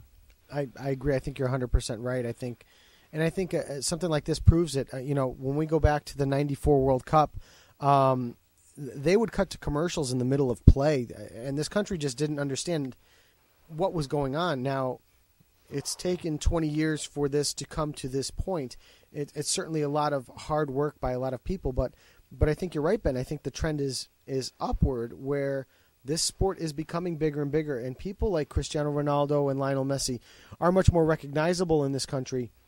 And you see something like this where you see 109,000 people in middle America, where soccer is not quite that big. It's not as, in Ann Arbor, Michigan, soccer is not nearly as big as it is in, let's say, New York or Orlando or Los Angeles. It's just not the hotbed of the sport. Even in Texas, if we had this game in Dallas and we played it at the Cowboy Stadium, which had 100,000 people, I could understand the capacity or that happening. But for it to happen in Ann Arbor, Michigan, I think is as just as impressive as anything else that's happened, probably even more impressive than the fact that Fox moved the game to the Yankee game to a different channel. Rob, what were your thoughts on this overall? No, for me, it shows a lot that how much I actually told you about this, Joe, a few weeks ago, and you were surprised. Yeah, at the fact that that the 109,000 seats were sold out.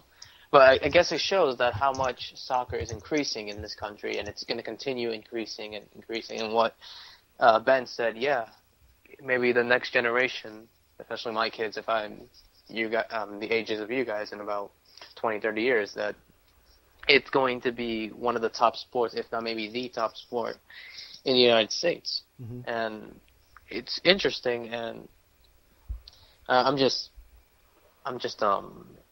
to find a word here. I'm really happy at this, for lack of a better word, at all this happening. You got stadiums being filled all around the country, and I want to see this happening, not just because Manchester United and Real Madrid are the biggest clubs maybe in Europe.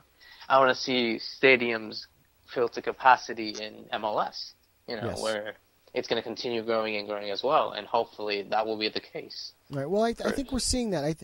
We're seeing, aside from the Seattle Sounders, who just have an incredible following up in the northwest corner of the country, we're seeing a lot of these stadiums go, and again, they're building soccer-specific stadiums. We're seeing a lot of these stadiums go to 20,000 people attending every night. I think we're seeing that growth in MLS, and the influx of these players like the likes of Frank Lampard and like David Villa, and even bringing the home talent back home, like like Clint Dempsey and like Michael Bradley, you're seeing the popularity increase with the influx of these players and players starting to come over to the United States to play in these matches. Ben, last question for you on this topic. Because I have the same question for Rob as well, but I'm asking you first, Ben, because you're outside of the United States. With what you see being outside of the United States, seeing soccer or football trending upward in terms of its popularity in the country, in your lifetime, so I'll give you the next 50 years. So you're going to live quite a while still. Do you see the United States winning a World Cup? I wouldn't be that surprised if they did. I think like we were saying before, I think you're going to see it become a World Champions League within my lifetime. Mm-hmm. I honestly do believe that. I think that, you've got to look at just for the argument's sake, we'll take the English Premier League. There's like 70 million people that live in England, there or thereabouts, and there's 230, 240 million people living in America. So to take the sport and give it to a country and make it as popular as it is in England, say, it's good for the sport, for everything. Everyone gets to see it. And for me, it's just a day when, rather than seeing English people, which you do see a few English people with NBA hats and stuff like that, and and if they're doing that for sports that are barely shown in England, I honestly do believe if the MLS continues growing like it is, that you're going to get the odd show on English television showing the American game in England rather than vice versa. And I think when that happens, I think that the transition has fully come, because obviously football was invented in England, and then it's spread out through Europe, and now it's gone over the world. And I think as it's gone further afield, the ripple has hit the teams, and then the divisions have got deeper and deeper in quality. And I think even if you look at it just at a domestic level with the clubs, there's going to be more fun, and there's going to be more of a grassroots level, like we were just talking about. So then the teams are going to get better, and then they're going to start becoming bigger players in the transfer market. And I can see maybe with my kids where you'll see big MLS teams making big 40, 50, 60 million pound bids for players, and and vice versa. You'll have European teams making these kind of bids for MLS players, and then I think that makes it better for the whole world, because you're going to have scouts going over to America to look at even more players than they do now. And I think you're going to have English people wearing American football, or soccer team shirts, and just because they like that team, or that's their American team and stuff like that. And I think it will become, like I said, a world Champions League, and I think you might even see an MLS team win, shall we call it the World Champions League, in my lifetime. And I honestly do think with the money that America puts into sports, that's a very viable thing to happen for me. Rob, your thoughts? We've spoken about this before in a call, I remember. To be, in all honesty, MLS is going to continue growing and growing. And the dream, I guess, coming from immigrant parents from a country in Paraguay in South America, they when they came to this country back in the 90s, no one would ever thought that they would do well in a World Cup, let alone maybe even qualify. Well, they did back in the 90s when it started. But, yeah, the sport continues to grow, and all this popularity is coming, and you see all these players that play on the national team doing well all over the world. And it's going to be interesting, but as everything keeps growing and growing, we would probably see possibly, I guess, MLS being a dominant league in the world, hopefully in 20 odd years or so. But the one thing I want to know is that if we can challenge for the World Cup, then that would be great. And I hope that the popularity for soccer continues to increase, especially within the next generation or so. And you got kids wearing, I guess, the next Leo Messi shirts on the street to the next Cristiano Ronaldo's. And it would be interesting to see them be compared as one of the well-known athletes in the world to like LeBron James or Tom Brady and players like that. So, just want to mention right now, Ben giving me the update on Twitter. Liverpool up 1-0 on Man United. Gerrard from the penalty spot. So we have a score in the Champions Cup final. So, I agree with both of you guys. I do think that there is the high probability that the United States will win a World Cup within the next 50 years. I just hope I'm around to see it. It is something that is growing in leaps and bounds. And Ben, you kind of alluded to it when you have the physical human pool of 330. It's actually, I think the population of the country is 330 or 340 million people. When you have that size of a human pool to be able to draw from, you would just expect it to happen. I think the key is going to be, the resources that are put into the players, starting when they're little kids, under 6, U6, U8, and moving their way up through the ranks that they're being trained properly and progress properly. Also, the kids that are the best athletes are being moved into that. Right now, in this country, we see our best physical athletes playing football, and we see them playing basketball. And eventually, we're going to start to, and really the baseball players are the ones that have kind of fallen off. But I think moving forward, we're going to start seeing more of those soccer players pull from the football players and the basketball players. And I think we're really seeing it right now, gentlemen. Something we alluded to earlier is in the goaltending. We're getting some great athletes playing goal out of the United States. We've got a long list of athletes from Tony Meola on who have just been world-class goaltenders. And I think we're going to see that continue. We're seeing it even now in MLS. We're probably going to see some of these guys move on to Europe and play there, a la Tim Howard and Brad Guzan. So I think that it's going to start there, and I think in the future, I think we will see a World Cup come to the United States. I just hope that the people of this country appreciate it as much as the people of England or the people of Italy or the people of Paraguay would appreciate a World Cup championship. So.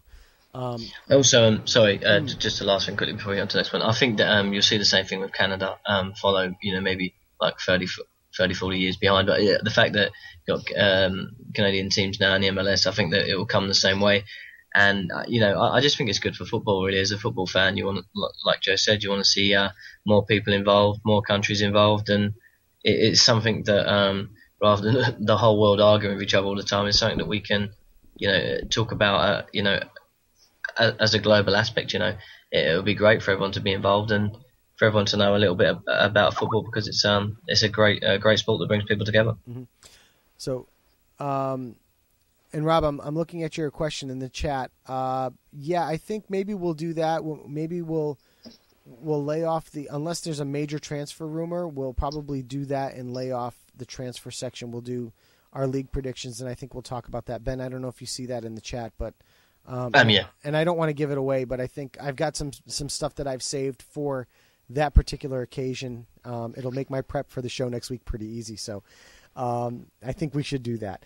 Let's move on. And Rob, since you're active there now, I do want to talk about. I want to bring up the Copa Libertadores, the results from this past week, what we're looking at for a final matchup, and I want to talk about the transfer topic that came up for San Lorenzo. So, Rob, why don't you go ahead and take us away? Okay, I guess for the on Wednesday, it's going to be the first leg of this 2014 Copa Libertadores finals between Nacional of Paraguay against San Lorenzo, which is the Pope's Club of Argentina.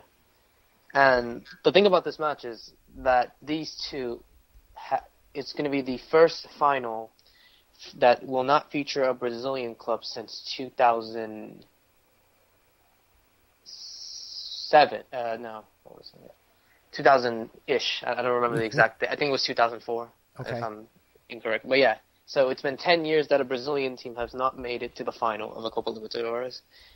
Nacional is the first Paraguayan team to make the finals since Olimpia have made it 7 times in the past and have won it 3 times out of the 7. And San Lorenzo, who are also making the final for the first time ever, as both teams are hoping to get their first ever Copa Libertadores championship in their history, especially for that. I guess, in a way, this is a match of David versus Goliath. Goliath being San Lorenzo and Nacional being David. You have a small club in Nacional, which is one of the smallest clubs in Paraguay. You got a 5,000 capacity stadium, maybe, and if they win this championship, they would be considered the smallest club in general of members, fans, and all that to win a Libertadores, unlike San Lorenzo, which are considered one of the top 5 teams in Argentina outside of River, Boca, Racing, and Independiente. Mm-hmm. And no, I think it's going to be an interesting matchup, and I can't wait for this match, especially as a Paraguayan, which would be something historic to see Nacional win its first ever Copa Libertadores. Sure. I'm just looking through the Wikipedia page for the Copa Libertadores. There's a lot of money on the line here on this, Rob. Yes. The winner of this match, the team that wins this match picks up an extra $2.3 million. Yes. And the losing team picks up just an extra $1 million. So these guys have already brought $1 million back into the club. And again, we're talking about San Lorenzo, who's in Argentina, who, when we talk about the transfer, we're talking about a team that is really, financially in Argentina, things are not so great right now. And it affects these clubs as it affects every man and woman living in Argentina trying to make a buck and make a living. So financially, these clubs are down, and you see a lot of these clubs selling their better players over to Europe time and time again, and this year is no different. So this is quite the influx of money for a team moving this far into the final. Now, a team like Nacional in Paraguay, I don't know what their financial status is. I didn't get a chance to do enough homework on both clubs. I joked to you earlier that it's going to be tough for Nacional to win this match when you're backed by the Pope. Yeah. On the other side, divine intervention is very tough to overcome. But it's something that is certainly going to be the high point in Paraguay if Nacional does go on and win this match. And like I said, I don't know enough of either team to really give an opinion or a prediction on who will win. But you know what? What the hell? Because Ben and I are gamblers at heart, so I think we have to give some type of prediction. And I'm gonna, Rob, for your sake, I'm gonna go over 2 legs. I'm gonna go Nacional 3-2. Okay. 3-2. Okay. Yeah, over both legs. So, okay. And Ben, I'm going to throw it over to you in a minute, but just want to give you some of the history. The winningest clubs in the history of this competition, Independiente from Argentina, 7 wins, no losses, but their last title came in 1984. Boca Juniors, also a very famous Argentinian side. They have won this title 6 times, lost 4 times. Most recently won it in 2007 and most recently lost it in 2012. And I can't seem to find right now. They lost to Corinthians in 2012. Peñarol in Uruguay, 5 wins, 5 losses. Last winning it in 1987 and last losing it to Santos in 2011. Estudiantes in Argentina, 4 wins, 1 loss. Last winning it in 2009. And Olimpia, who looks to me, just trying to recognize the flag. Paraguay, thank you. 3 wins, 4 losses in this competition. Last winning it in 2002. Last losing it last year in, and I'm just looking through. I think that was Mineiro that they lost to. Yep. Mineiro, in penalties. Yep, in penalties. And that is actually Mineiro's only victory, and it was the only time they had ever been to the final. Mineiro only winning this once. Corinthians only winning this once. Quito only winning it once in 2008.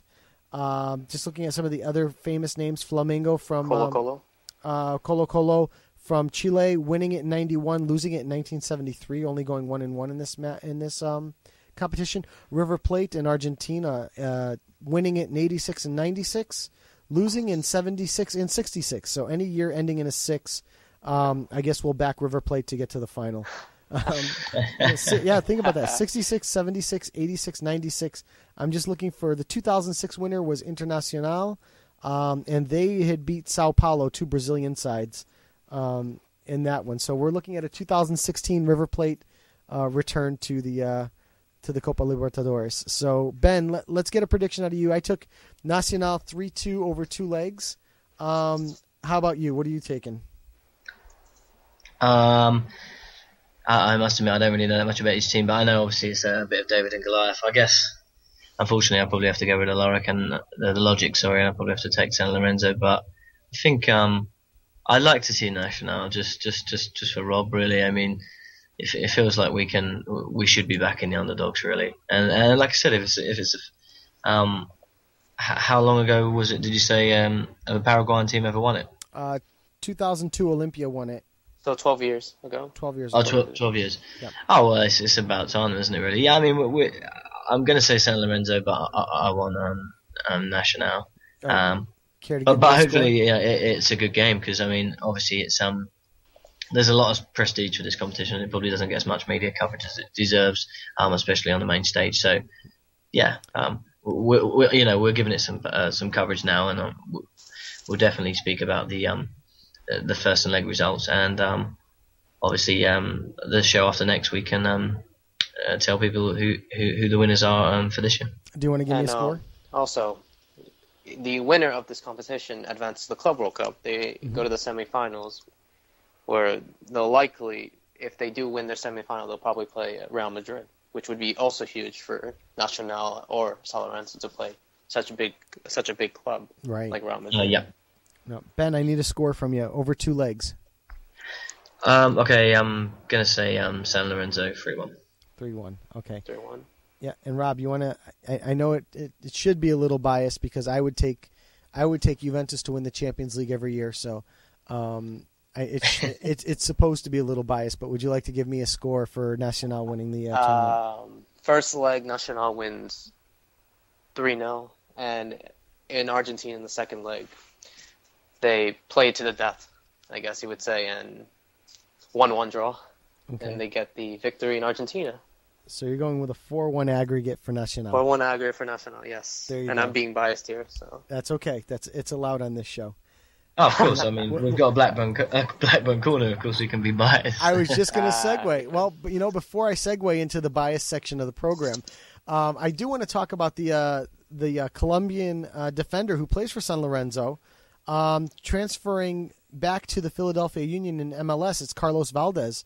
I don't know if you guys had a chance to read this. He was on loan to San Lorenzo from the Philadelphia Union, but now is being returned back after his performance in the World Cup and obviously in the Copa Libertadores tournament as well as the regular season.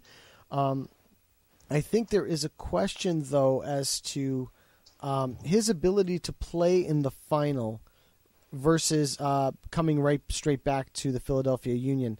I haven't read much more of the article. I was just happy that Rob, you and I were talking about it on Twitter with direct messages, and then all of a sudden I looked at my Facebook page, and from Fox Sports, there's the mention of the transfer, and I'm like, oh, this is unbelievable. This is exactly what I needed.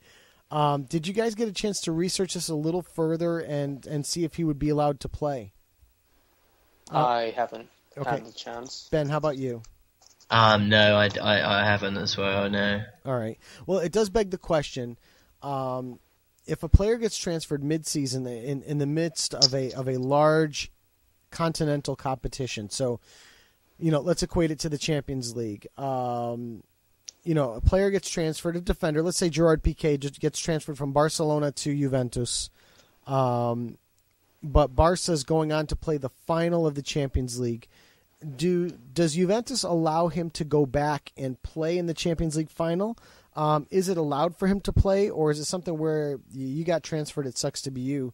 Rob, I'm going to ask your thoughts on this potential first, and let me know what you think about the possibility of going back to the club you were transferred from to play one match. No, obviously, I think Philadelphia Union should give Carlos Valdez a chance. Not many teams make a Copa Libertadores finals, and to be given the chance to achieve a glory and then go where, if a majority of players do play in the final or win it, they will most likely get sent to Europe. And what's funny about this is that, speaking of this, when Santos played, when Santos advanced to the semifinals of the Copa Libertadores, they actually denied multi-million-dollar contracts to sign for clubs like Chelsea and Bayern Munich, just because they want to play that Copa Libertadores final, and rejected probably a bunch of money just so they could play in the Libertadores after they've won their league. You know. Okay. So Ben, your thoughts on allowing a player to go back and play one match? I think in general I would say no, but I just think once a player's left the club, I think it's only fair that he has a new club now. I don't think he should be able to go back and have such an impact in such a major competition. But then I guess it really depends on the leagues and and what it means really. Like obviously if it means something to their heritage or something like that, or like what Rob was touching on, then possibly. But for me, it would have to be something that was in a completely different region of the world, so there was absolutely no bearing upon the situation. Because obviously, were you saying say it was a league game for argument's sake, and PK was loaned to Juventus for the last game of the season or something, which helped Juventus qualify for the Champions League automatically or something like that, then it could have some kind of bearing, albeit small, on them in general throughout the season. So I would say no, but like I said, if it was something small or something culturally, then possibly. But yeah, generally I'm against it. Okay. All right. Yeah. You make sense, especially with two teams that I gave in the example that are kind of tied to each other because they play in the same region. So I would say maybe moving a European player to let's say an Australian side, a la Alessandro Del Piero, who went over to play for Sydney FC. Maybe that type of move might be a little bit more palatable to let him come back and play one match, seeing that it wouldn't affect any potential competition in the future for them. My worry is, I would actually be on the no side as well, but I would be on the no side out of fear of injury. I wouldn't want to see, me acquire a player from another team for, €5 million, have him go back to play the team I acquired him from, only to break a leg and be out 12 weeks. That I think is probably the biggest worry in having something like that happen. Because you lose him in the immediate. Why did you acquire him unless you needed him, and now you need him and you will not have him. So that's my only concern with doing something like that. But gonna be, and this also goes to this plays into the fact that the MLS is growing in quality. I mean, Valdez is a 29-year-old. He's not some guy that's over the hill. He originally belonged to the Philadelphia Union. Now he's coming back after a stint where he did play against Japan in the World Cup for Colombia. Played the entire match. He's obviously on a team that is playing in the Libertadores final. So this guy is got some quality to him, and now he's coming back into the MLS to his parent club. I think this is just as good for MLS as anything else, is to have this type of popularity reaching worldwide. So, it's certainly, and a team like the Philadelphia Union right now, with the way they've been playing, I'm just going to go back and look at their standings. If I remember correctly, they're not playing very well. Let's see. Philadelphia currently sitting 7th in the league. They've given up 36 goals in 22 matches. So, giving up about a goal and a quarter, a goal and a half a game. They certainly could use a little help on defense there. They've only scored 34 over the season so far. So an addition like this can really turn things around for a team like Philly and get them into the playoff picture. And they're currently only sitting about 4 points out of that picture. So certainly time to affect their season. So, Rob, any closing thoughts you want to add on the Libertadores tournament before we close it out? And then, like I said, go to our next bias section of the program? No, I actually don't have anything Cool. to say. So I would expect you to come back and give us at least a report on the match on Wednesday. All right, Yeah, I will. And that is. I hope you could also watch the match as well. Yep, I believe. Isn't that on Fox Deportes this week? Yes, it is. Okay, it is on Fox Deportes. Looking at the start time, and it looks like it's about an 8:00 start time. Yep, 8:15. 8:15. So if you have Fox Deportes, definitely check that out. Otherwise, like me, you'll be watching it on live stream. So, but that is going to be Wednesday night. So, Ben, take us over to Blackburn Banter. You know, they had a pretty good result this week. Yeah, just before we leave the Deportes, I think it's 1:15 a.m. in England. That's correct. If anyone wants to stream, BT just Sport. BT Sport. okay, yeah, it's on BT Sport. If anyone hasn't got BT Sport, then come and find me on Twitter, and I'll give you a link for it. So, yeah. Right. So, yeah, we'll go over to the next bias section of the show, as Joe so nicely put it. It was Blackburn's last friendly of the pre-season. On Sunday it was actually, and we played Stoke from the Premier League. Stoke finished 9th in the Premier League last year. It was at Ewood Park, so it was at Blackburn's ground. Ended up finishing 1-1. Jordan Rhodes with a goal for Blackburn, who's just signed a new 5-year contract. Scored 2 in 2 in qualifying. He was second top goal scorer in the Championship last year.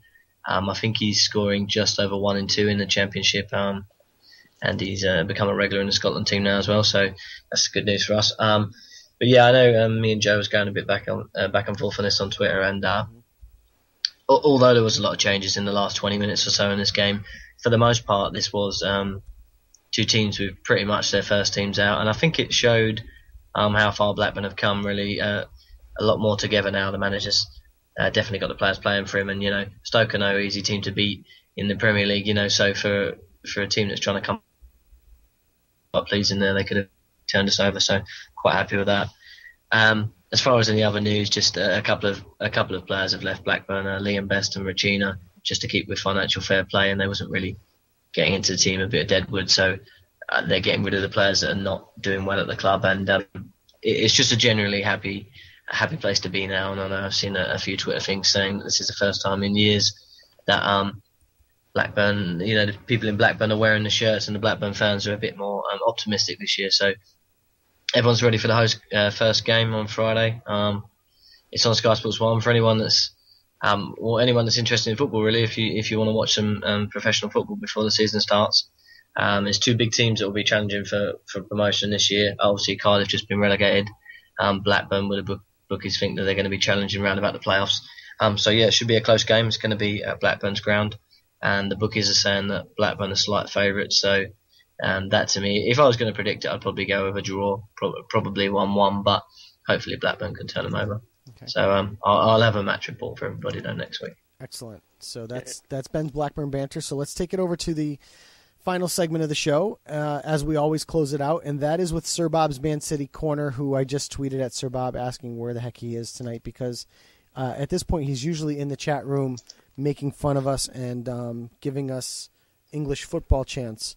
So it's kind of sad that he's not there. But tonight, it was kind of funny. I was really hoping he'd be there, because in the past couple weeks he's been showing up in the chat room as Stevan Jovetic, and tonight's SirBob ManCity Corner is about Stevan Jovetic. And right now, there is rumor that he is possibly on his way back to Italy. Now, last year, he transferred to Man City from Fiorentina, and now he's currently linked with a return to Juventus and or AC Milan, are both in the mix for his services.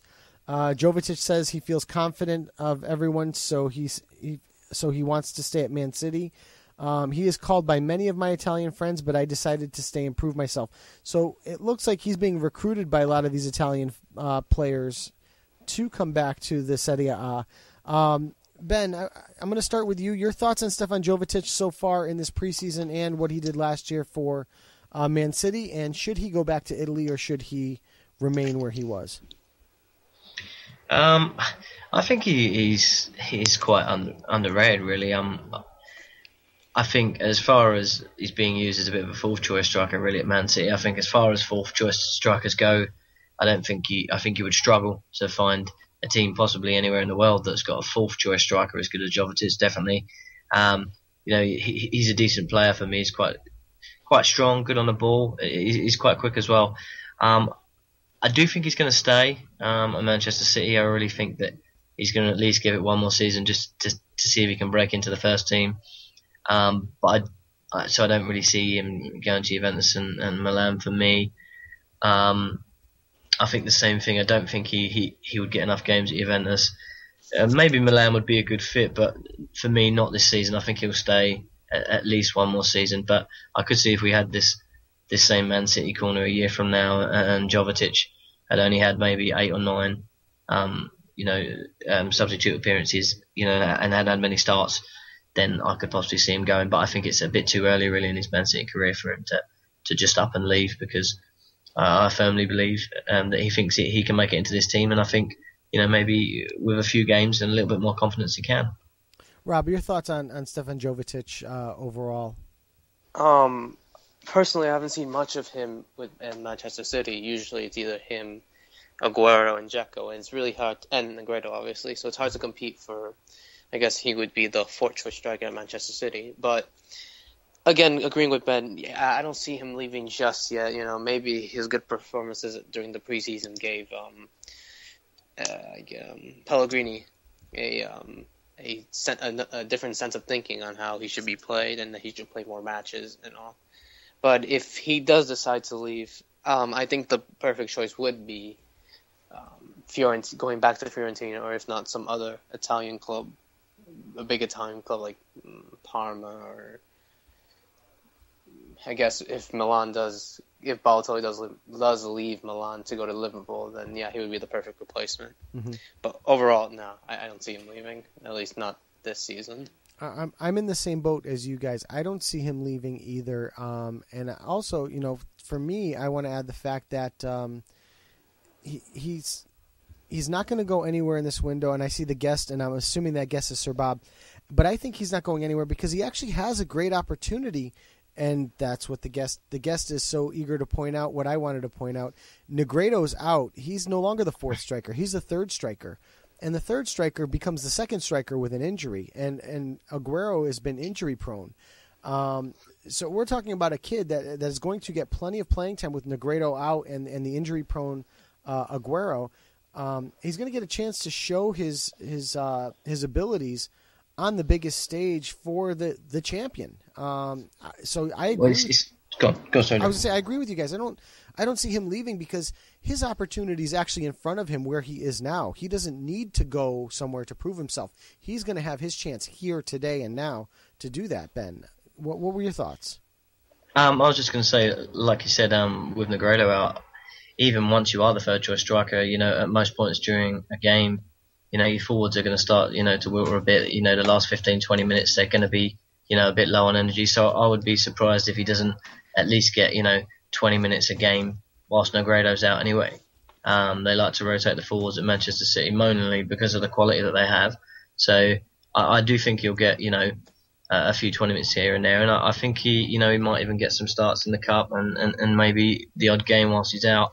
And like I said, if he can get a run of games, maybe score the odd goal, get a few decent performances, like we said, from pre-season, then yeah, he's going to be given a chance to prove himself, and he's there for a reason. And he said that he wants to stay and he wants to prove himself. And if you're a Man City fan, then hearing that from like me and Robert both said, from your fourth choice striker is what you want to hear, really. That your fourth choice striker is going to try and break through and work his way up the pecking order and knock everyone out of the way. And if you've got that competition for places, then whether he does get into the team or not, it makes the other strikers look over their shoulders and, if anything, perform better, which has to be better for the club. So, right.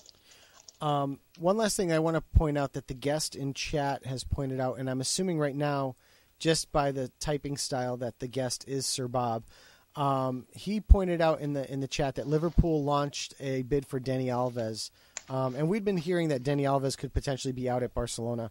Rob, I want to start with you quick. I know we're kind of reopening that transfer window, but the thought of Dani Alves leaving Barcelona, good move, bad move, moving to Liverpool, what are your thoughts? For me, I really don't see Dani Alves as much as I've heard all the rumors saying, oh, Dani Alves is going to leave Barcelona to get I guess Cuadrado to be played at right back, or Marquinhos from PSG. I don't really think I don't really see it, in all honesty. As much as Liverpool do need a right back, but no, I don't think Dani Alves would leave just yet. If it was Liverpool, if he was to leave, I don't think he would go to Liverpool. He would go to PSG and swap for Marquinhos. Ben, your thoughts? Yeah, I don't think he'll leave. I don't think he's going to go to Liverpool, really. I don't think Liverpool have enough about him, really, at the moment. I mean, I do think they need a right back, but I just can't see it. I still think Dani Alves is good enough to play at the highest stage, so I don't think he's going to go to a team that for me are, at least until they bring a striker in, not a real big tier team. I don't think anyone's going to pick Liverpool out to win the Champions League, whereas obviously Barcelona are one of the best teams in the world. So I think he stays at Barcelona this year, I really do, unless something crazy happens in the window. I think I agree with both of you guys that he stays at Barcelona, but the reason I think he stays at Barcelona is because no one really wants him. Dani Alves is on the backside of his career. I don't think he has enough to offer a competitive side right now. I think I think it's water under the bridge. And SirBob in the chat, and I'm assuming it's SirBob, says that Liverpool is launching an ambitious £5 million bid for Barcelona and Brazil right back Dani Alves. The 31-year-old has fallen down the pecking order at the Camp Nou, following a disappointing season for club and country. Exactly. So you've got a guy that's 31 years old. He's certainly on the downslope of his career overall. Other than the banana thing that happened during the season, you really didn't hear about Dani Alves. Even $5 million. $5 million is probably slightly more than I would want to offer for him at this point. I think he's probably worth close to that. Maybe we might be able to get him at £4.5 million instead. But I don't think he's enough, and you're really renting him for about a year or two, I think, and then Dani Alves is going to be on his way out the door. So I just don't think there's any value in Dani Alves in general. And I certainly don't think there's any value in Dani Alves coming to Liverpool. I think Liverpool would do much better with some other, wing backs than they would with Dani Alves. And Liverpool is categorically not signing Balotelli, according to Brendan Rodgers. So that's going to kind of answer that. I guess Ezekiel Lavezzi on his way to Liverpool in the near future. So I'm going to hit the closing music, boys. I think we've run through our agenda, and I'll go through what we've got coming up next week. So if I can turn this on and then bring the volume of it down a little bit so you can hear us talk. Next week, we're going to obviously revisit the transfer news, but we'll do it in a shortened version. Instead of giving you league news next week, we are going to do our predictions for each individual league of the 5 major leagues we cover. We'll give you the MLS coverage again, scores and highlights. We will give you scores and highlights from Copa Libertadores. We'll give you scores and highlights from the Community Shield that's going to happen between Arsenal and Man City. We'll talk about this International Champions Cup that's going on right now. Currently, at last check, 1-0 Liverpool. We will have Ben's Blackburn page where he will give us a score and highlights from the previous match this week. SirBob's ManCity Corner will come up as well. And I think, gentlemen, we are in store to rip the 2022 World Cup a new one. So, Ben, any closing thoughts from you? No, I think we covered everything, really. I'm looking forward to next week, and we can preview the leagues. Definitely. Rob, how about you? Same. And I hope that some people could watch the Libertadores final on Wednesday. Absolutely. And I do want to add that I'm very excited, Rob, that you are going to be joining us on a more full-time basis. I think as a 3-man team, it allows for a lot more back and forth.